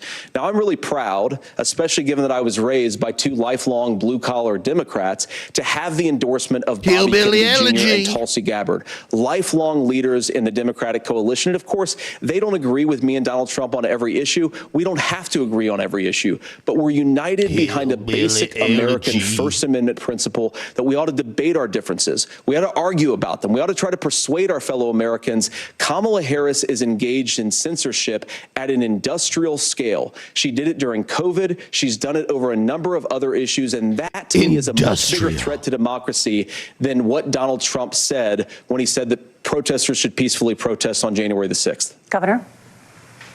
Well, I've enjoyed tonight's debate, and I think there was a lot of commonality here, and I'm sympathetic to misspeaking on things, and I think I might have with the senator. But Me too, man. There's one though that this one is troubling to me, and I say that because I think we need to tell the story. Donald Trump refused to acknowledge this, and the fact they got is that I don't along think we more can than be I the thought frog they in the would. pot and let the boiling water go up. He was very clear. I mean, he lost this election, and he said he didn't. 140 police officers were beaten at the Capitol that day, some with the American flag, several later died. And it wasn't just in there.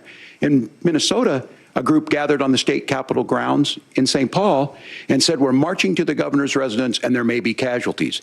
The only person there was my son and his dog, who was rushed out crying by state police. That issue, and Mike Pence standing there as they were chanting, hang Mike Pence. Mike Pence made the right decision. So, Senator, it was adjudicated over and over and over. I worked with kids long enough to know, and I said as a football coach, sometimes you really want to win, but the democracy is bigger than winning an election. You shake hands, and then you try and do everything you can to help the other side win. That's what was at stake here. Now, the thing I'm most concerned about is the idea that imprisoning your political opponents, already laying the groundwork for people not accepting this. And a president's words matter. A president's words matter. People hear that. So I think this issue of settling our differences at the ballot box, shaking hands when we lose, being honest about it, but to deny what happened on January 6th, the first time in American history that a president or anyone tried to overturn a fair election and the peaceful transfer of power. And here we are 4 years later in the same boat. I will tell you this, that when this is over, we need to shake hands this election, and the winner needs to be the winner. This has got to stop. It's tearing our country apart. Margaret?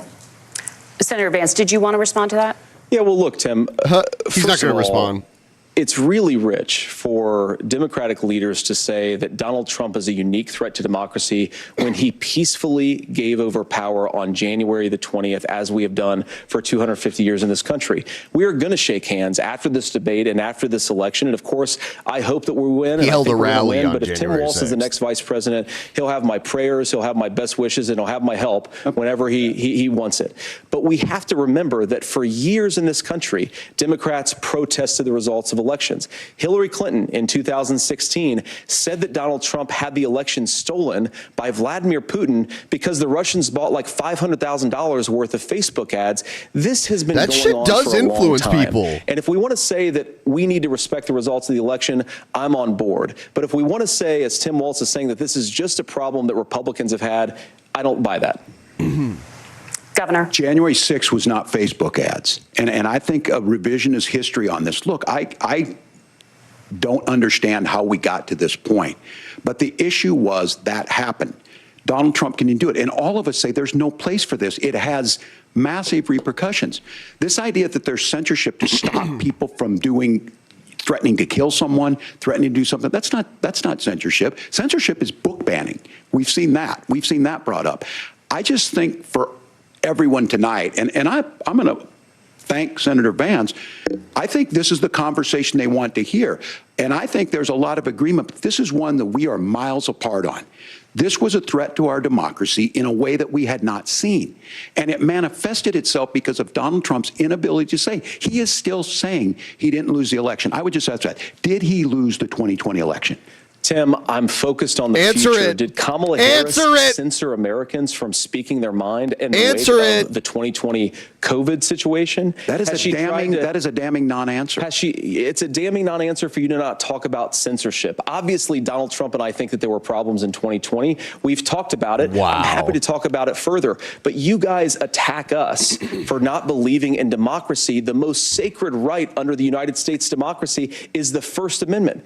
You yourself have said there's no First Amendment right to misinformation. Kamala Harris wants to use the power of government and big tech to silence people from speaking their minds. That is a threat to democracy that will long outlive this present political moment. I would like Democrats and Republicans to both reject censorship. Let's persuade one another. Let's argue it's like about ideas, censorship and then let's is the come issue together now? afterwards. You can't yell fire in a crowded theater. That's the test. That's the Supreme Court test. Tim, fire in a crowded theater. You guys wanted to kick people off of Facebook for saying that toddlers shouldn't Senator, wear the masks. governor does That's have not the floor. Fire in a crowded theater. That is criticizing the policies of the government, which is the right of every American. Senator, the governor does have the floor for 1 minute to respond to you. Yeah. Well, I don't run Facebook. What I do know is I see a candidate out there who refused, and now again, and this, I'm pretty shocked by this. He lost the election. This is not a debate. It's not anything anywhere other than in Donald Trump's world. Because look, when Mike Pence made that decision to certify that election, that's why Mike Pence isn't on this stage. What I'm concerned about is, where is the firewall with Donald Trump?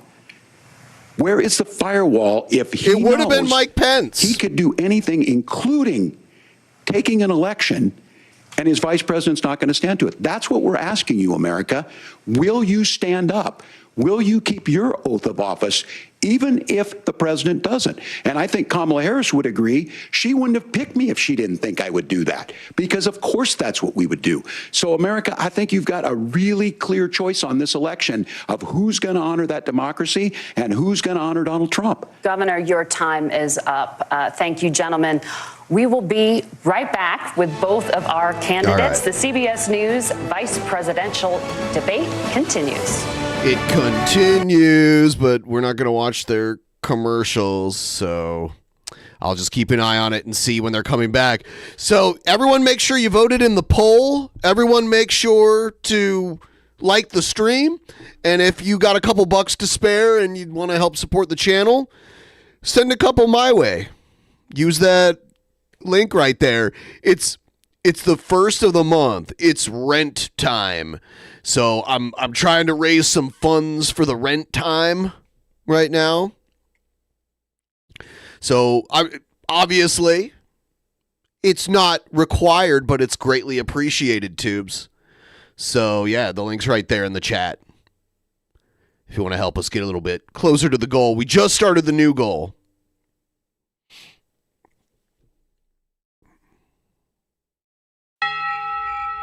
My wiener doesn't stink. Nah! King Cobra, what up, YouTube? I live in Casper, Wyoming, and you know what? I love Casper, Wyoming. It's in Wyoming. It's a really, really, really pretty mountain town. All kinds of shit in Wyoming. And I'm like, girls have cooties in Wyoming.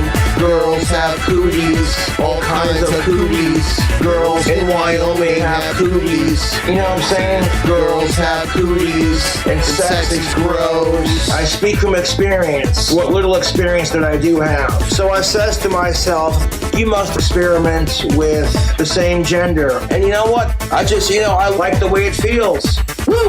In fact, I've always said, girls have cooties in Wyoming. Girls have cooties, all kinds of cooties. Girls in Wyoming have cooties. You know what I'm saying? Girls have cooties, and sex is gross. Especially if you're straight, trust me. That's weird. That's where babies come from. I'm not trying to be creepy about it. I look at all the chicks who rejected me growing up, and I'm like, who's laughing now? Who's laughing now? But I digress. And you know what? You must accept Jesus Christ as your Lord and Savior. I love Jesus Christ. That magical Jesus Christ. Yeah. Like, didn't Jesus' blood turn to wine? in the name of Jesus Christ and just keep doing my thing. And you know what? Girls have cooties in Wyoming. Girls have cooties, all kinds of cooties. Keeping an eye on the debate to see when it comes Wyoming back. have cooties. You know what I'm saying? Girls have cooties, and sex is gross. And sex is gross. It's not quite back yet.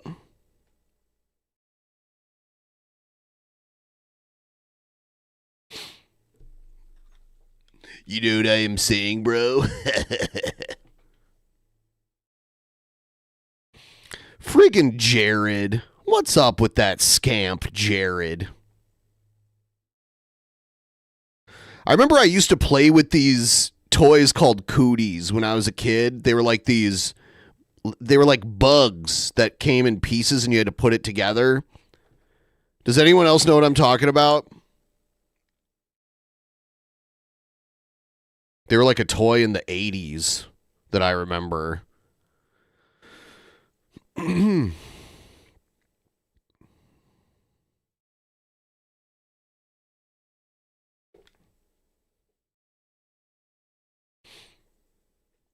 right, come on. What's up? Start the debate back up. Jerk.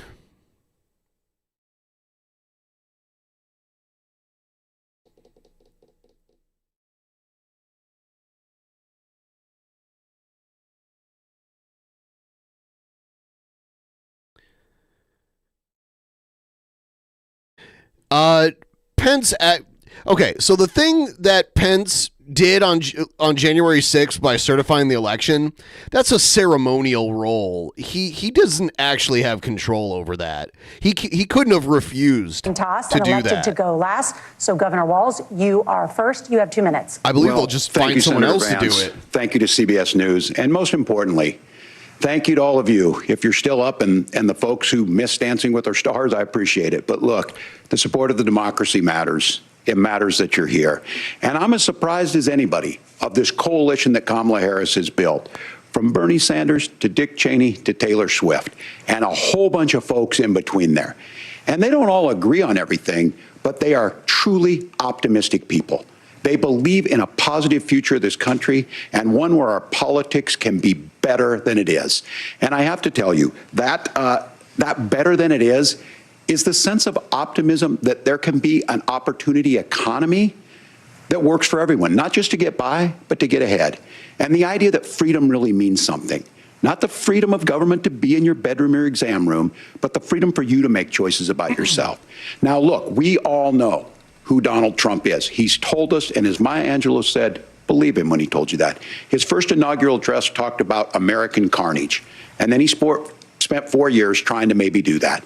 Senator Vance tonight made it clear he will stand with Donald Trump's agenda. He will continue to push down that road. Excuse me. Kamala Harris gives us a different option. Now, I'll have to tell you, I'm going to be careful about the quotes, but there's one that Senator Vance said that does resonate with me. He said, Donald Trump makes the people I care about afraid. A lot of America feels that way.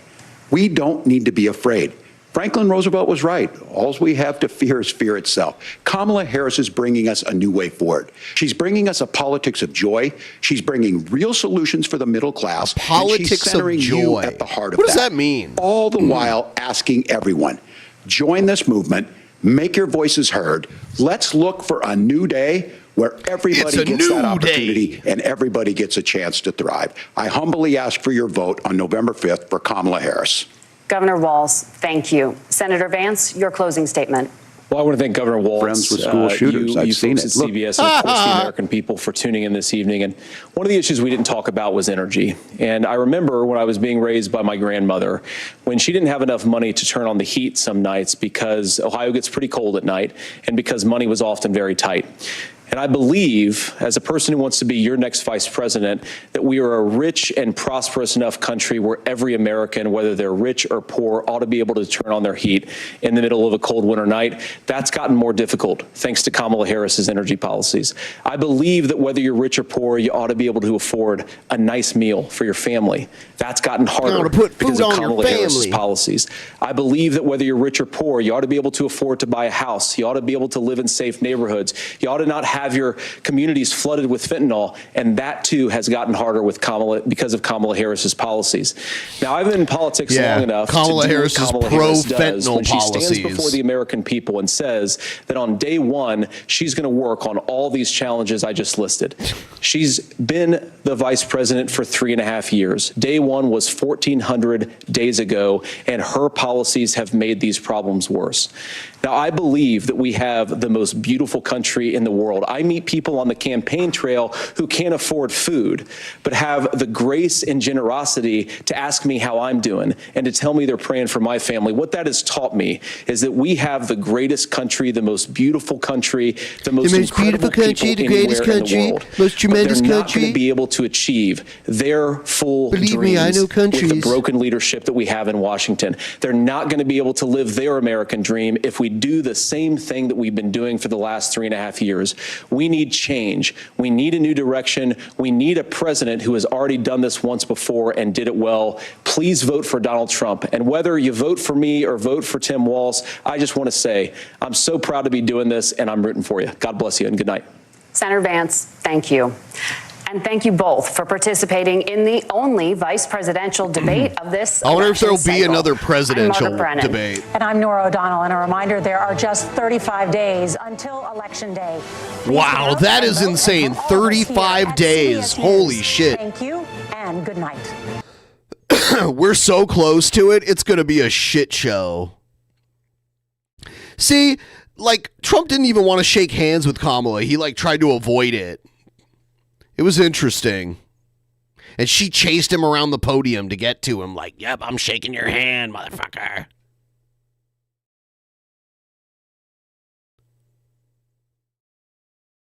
Oh, he's meeting Mrs. Vance.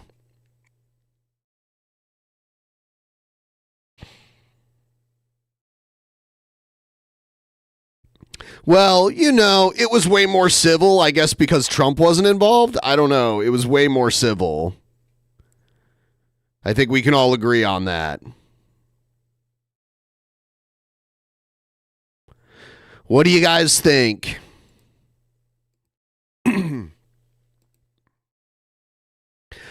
I just kind of think if Trump loses, Vance is going to play a big part in that. Here's the clip right here, by the way. In that office with those Sandy Hook parents. I've become friends with school shooters. I've seen it. Look, the NRA, I was an NRA guy for a long time. They used to teach gun safety. I've become friends I'm of with an age school where shooters. my shotgun was in my car so I could pheasant hunt after football practice. That Obviously, we know he slipped up, but it is a soundbite now. in that office with those Sandy Hook parents. I've become friends with school shooters. I've seen it. Look, the NRA, I was an NRA guy for a long time. They used to teach gun safety. I'm of an age where my shotgun was in my car so I could pheasant hunt after football practice. That's There you go. Here's T-Bob, Trumpster Bob, making a comment about where is it? Where is it? Here it is. T-Bob talking about Sylvester Stallone. Check this out. In my generation, and Stallone's generation, it really started. Guys in high school would hold their lip. They would hold it way down all fucking day long, every day. So when they got older, they had a real weak lip. I believe Sylvester Stallone has partial facial paralysis that he's had since he was a kid. I believe that's why Stallone's mouth is kind of weird like that. And that is a sign of you're gay. That's a sign that you're gay. Stallone was not born like that. I believe he was. I believe there was a complication at his birth that caused that. He made himself that way. He made himself that way by being gay. Oh God. I have some of this right here. This is good. Check this out. Individual situation. Check out that beautiful asshole. the individual Brett Keane segment situation. All right. Here, we'll switch back to this one.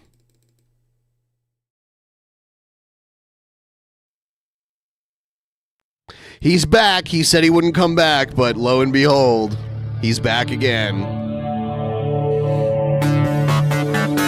Please, please, please, if you got a couple bucks, send them my way towards the tip goal. All right.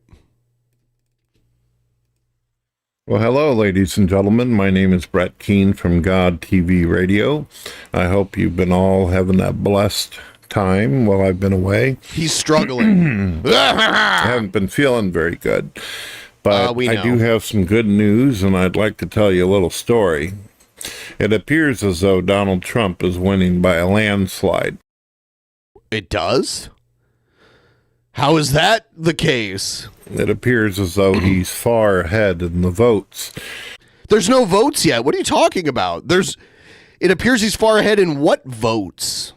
The votes haven't been cast yet. We've got a month. The only thing at this point that can defeat him is if illegals are allowed to vote, which would be criminal, obviously.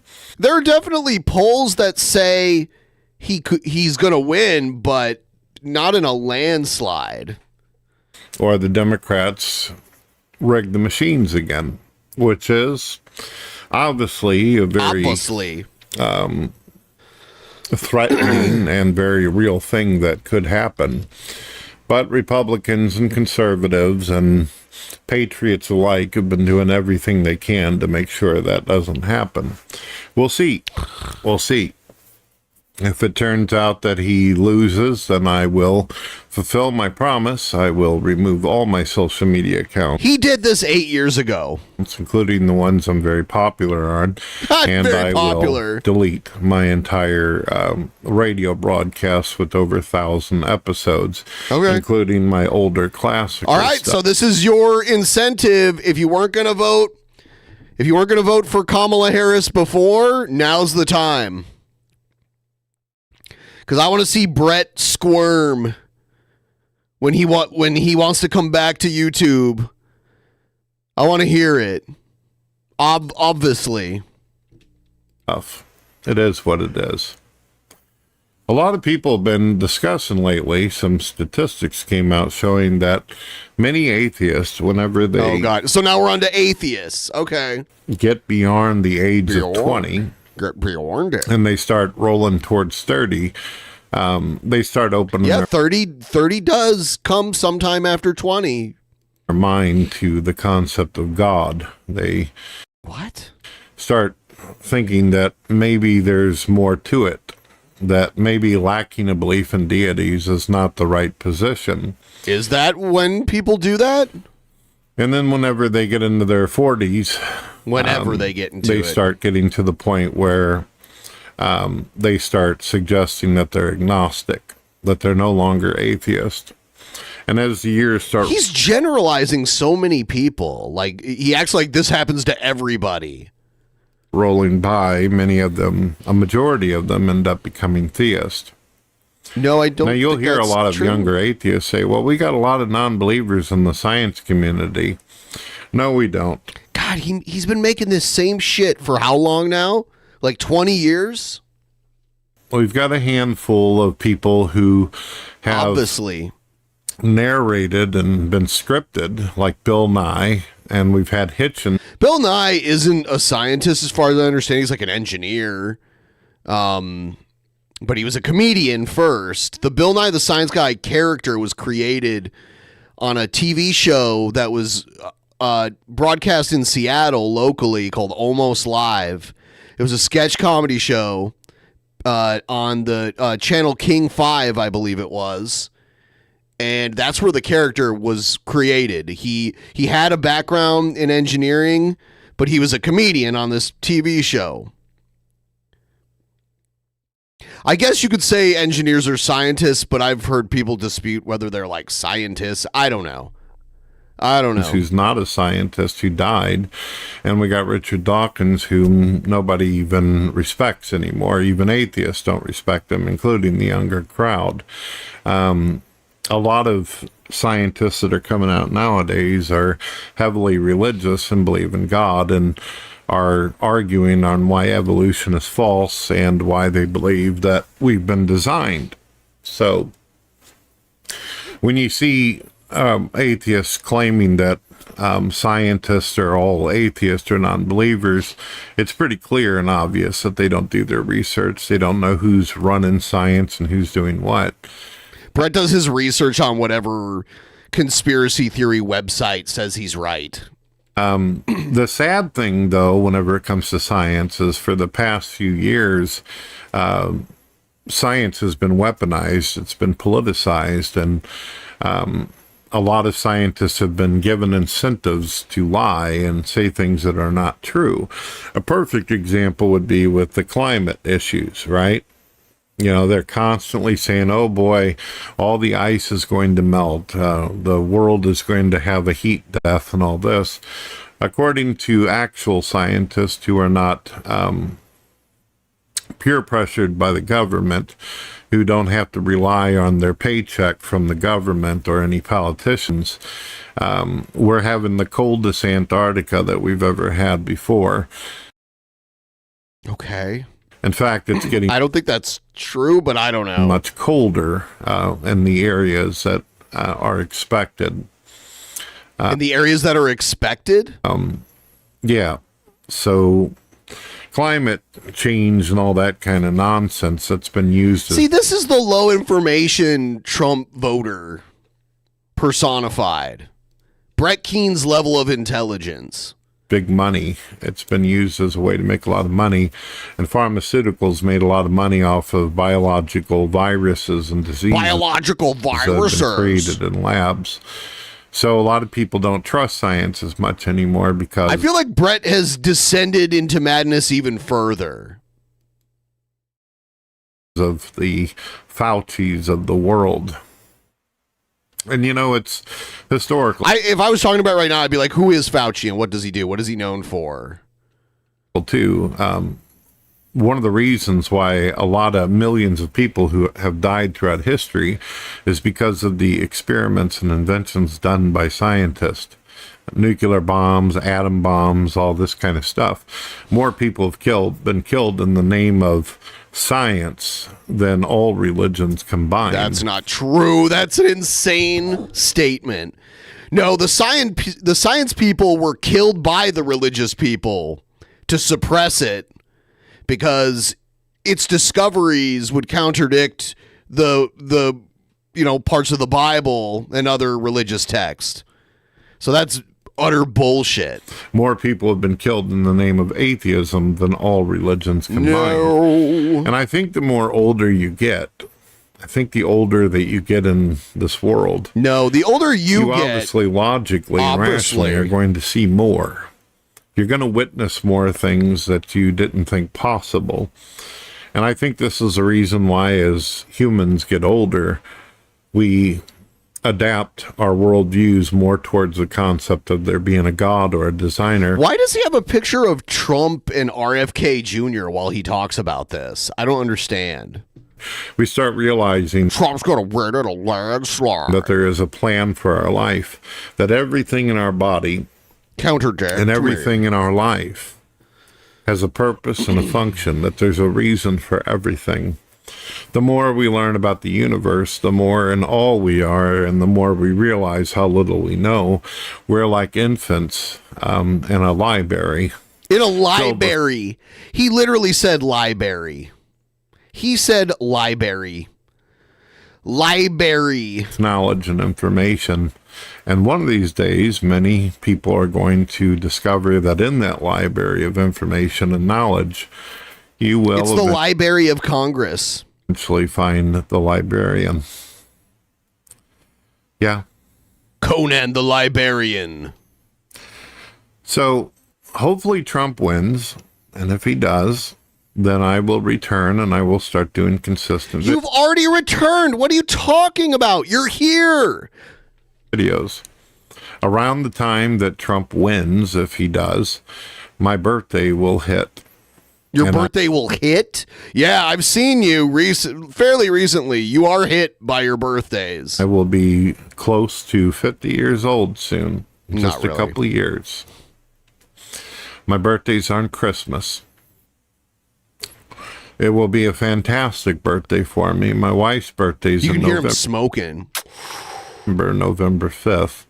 And we'll have a lot to celebrate for. We have 2 fantastic kids, and the president that we want, the leader of the world, may actually get put in on my birthday. So that would be great. But your birthday, you said, was on Christmas. Trump wouldn't be inaugurated until sometime in January. I don't know. Put in. I don't know what you mean by that. He'll be poured in on my birthday. I've been laying off the cigarettes. I just heard you smoking. I heard him go like that. I've been sticking with vape. Oh, okay. I'll give you that. Unfortunately, even though I've been doing the vape for a very, very long time, they're starting to say that vapors might be dangerous, might cause issues with a human being's lungs. I hope that's not the case. I hope this hasn't been worse for me than quitting cigarettes, or just as bad. And the whole reason I stopped doing cigarettes was I wanted to live a little bit longer. I wanted to be there for my kids and my wife. From time to time, I feel really good, but other days I'm feeling really, really rough, very tired, very tired. TTOR recently made a video about me. I was banned from True Social. I was banned from True Social, which is associated with Rumble and also Trump, a part of Trump's network. Trump actually created this, as well as a bunch of associates, and I was banned.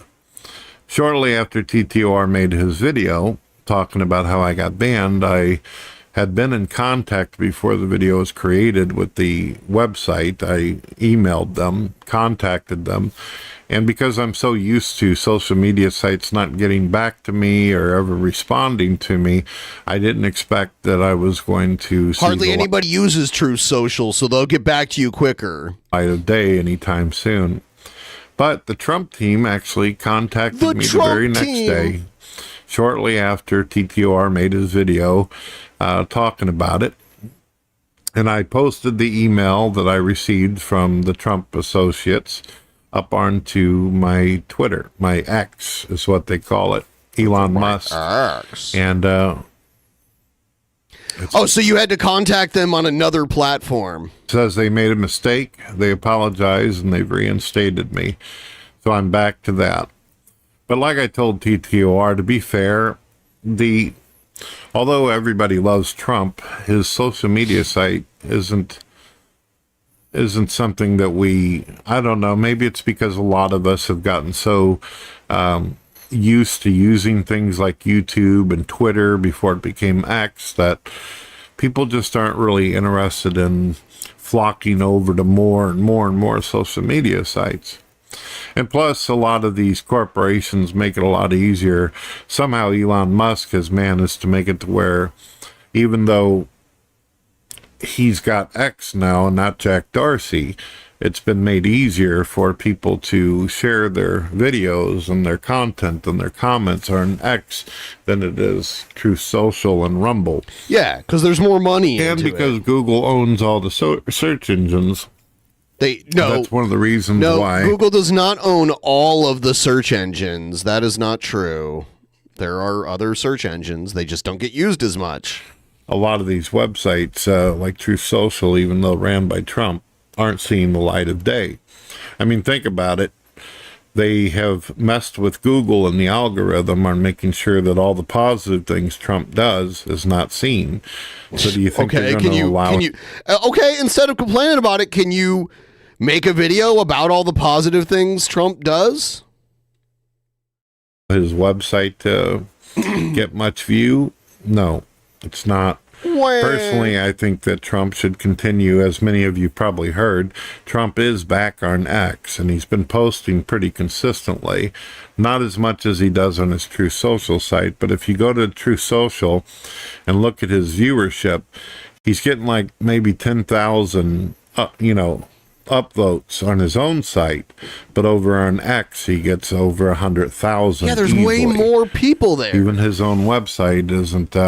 It's not really doing the trick. Yeah, because people don't want to use it, especially now that he's back on Twitter. They don't care about the people that went to True Social did after Trump got banned from Twitter, and that's the only reason most of those people were there. Can't blame him. But on Twitter, there are people that love Trump and hate him. And that's why he gets so many views. A lot of the engagement on his posts are people shitting on him. It's what the corporations have done. That's why they're angry at X and Elon Musk, because Elon Musk knows how to get through all the nonsense. Oh, does he? Trump's a common sense guy, but Elon Musk, he's our rocket boy. He's our guy who knows scripts and understands. He understands the flow of the information highway. And thank God Trump got a hold of Robert F. Kennedy, because this guy knows politics. He knows. He got a hold of him? The government. He knows everybody. And now that he's on Trump's team, they're going to be an invincible, destructive machine, at least when it comes to criminals and bad people. I'm looking forward to that.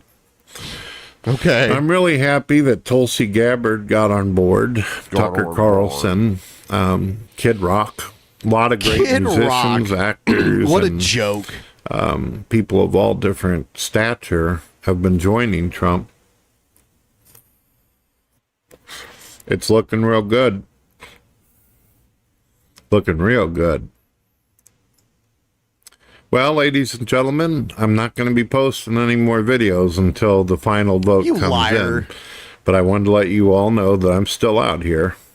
Yeah, and I do completely plan to return full force if Trump wins, because I know my free speech will be protected.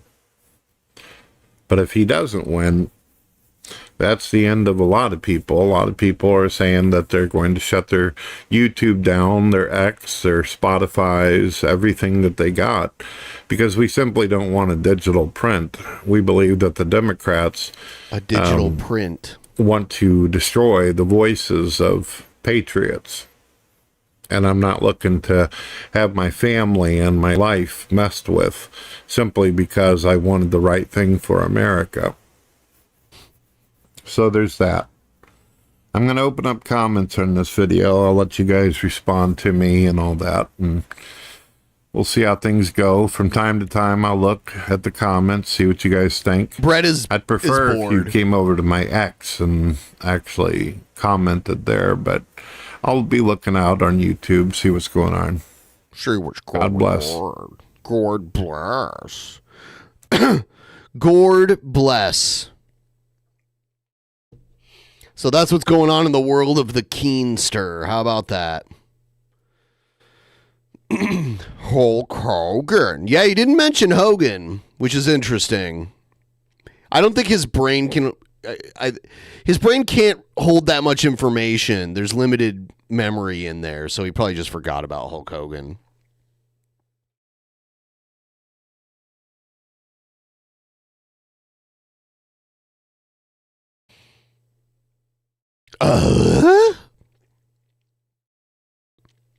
So yeah, we've got some more shows coming up this week. Obviously, got some guests booked.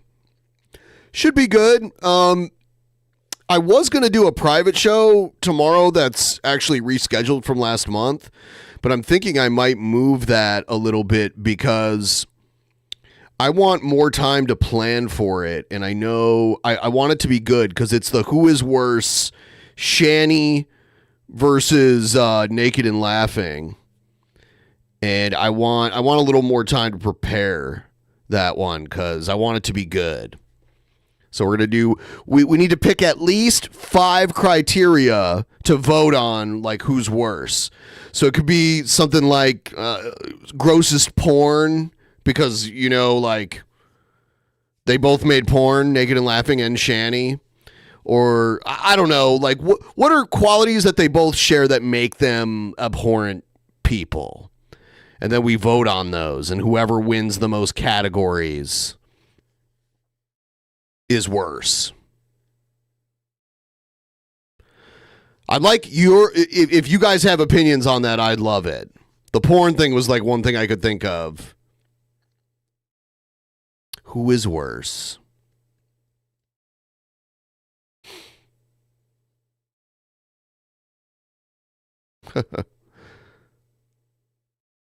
Disappointed.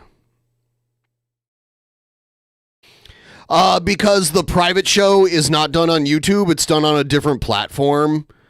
I don't know if I'll really show. I mean, maybe I'll show like a couple seconds of it, and only because they put it out publicly themselves. Like, it's not like leaked or anything like that. But because we did that with Shani's porn before, because she posted a whole bunch of it publicly and on Twitter. And we even did a private show where we had Billy draw the porn, like he was watching it, but we didn't show it. I don't know if we'll actually show it. I'll have to think about that. We did show the one with Shani and Rev because you couldn't see anything. There was no nudity. You could just tell they were having sex.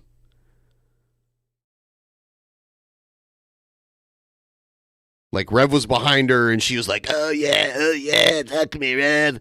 And Rev's, like, standing behind her, and he's like, yeah. He's wearing a shirt. You can see Shani's, like, big ass mounds. It was weird. But, yes, we can do basically anything on the other platform. We stream off. We do not stream the private shows on YouTube for that reason. And actually, I'm thinking about doing post shows again, Patreon post shows, where we stream stuff.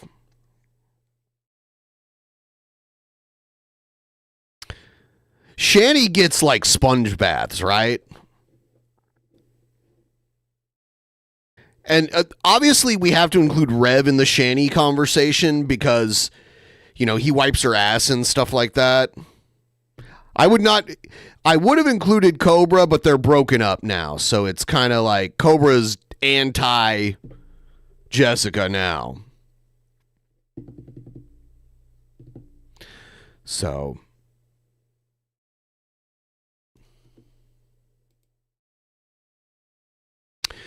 we had quite a modified schedule this month in September, so we're going back to the normal schedule coming up starting next week. So I think we're going to wrap this one up, and I appreciate all you guys watching. I might do an afternoon stream tomorrow. We'll see about it. There's a good chance. But yeah, I'm going to wrap this one up, and we've got guests coming up. I had a little scheduling issue. Patreon. Oh, wow. Thank you so much. I appreciate it. Yeah, tomorrow I'm going to make the beginning and ending credit screens and all that kind of stuff.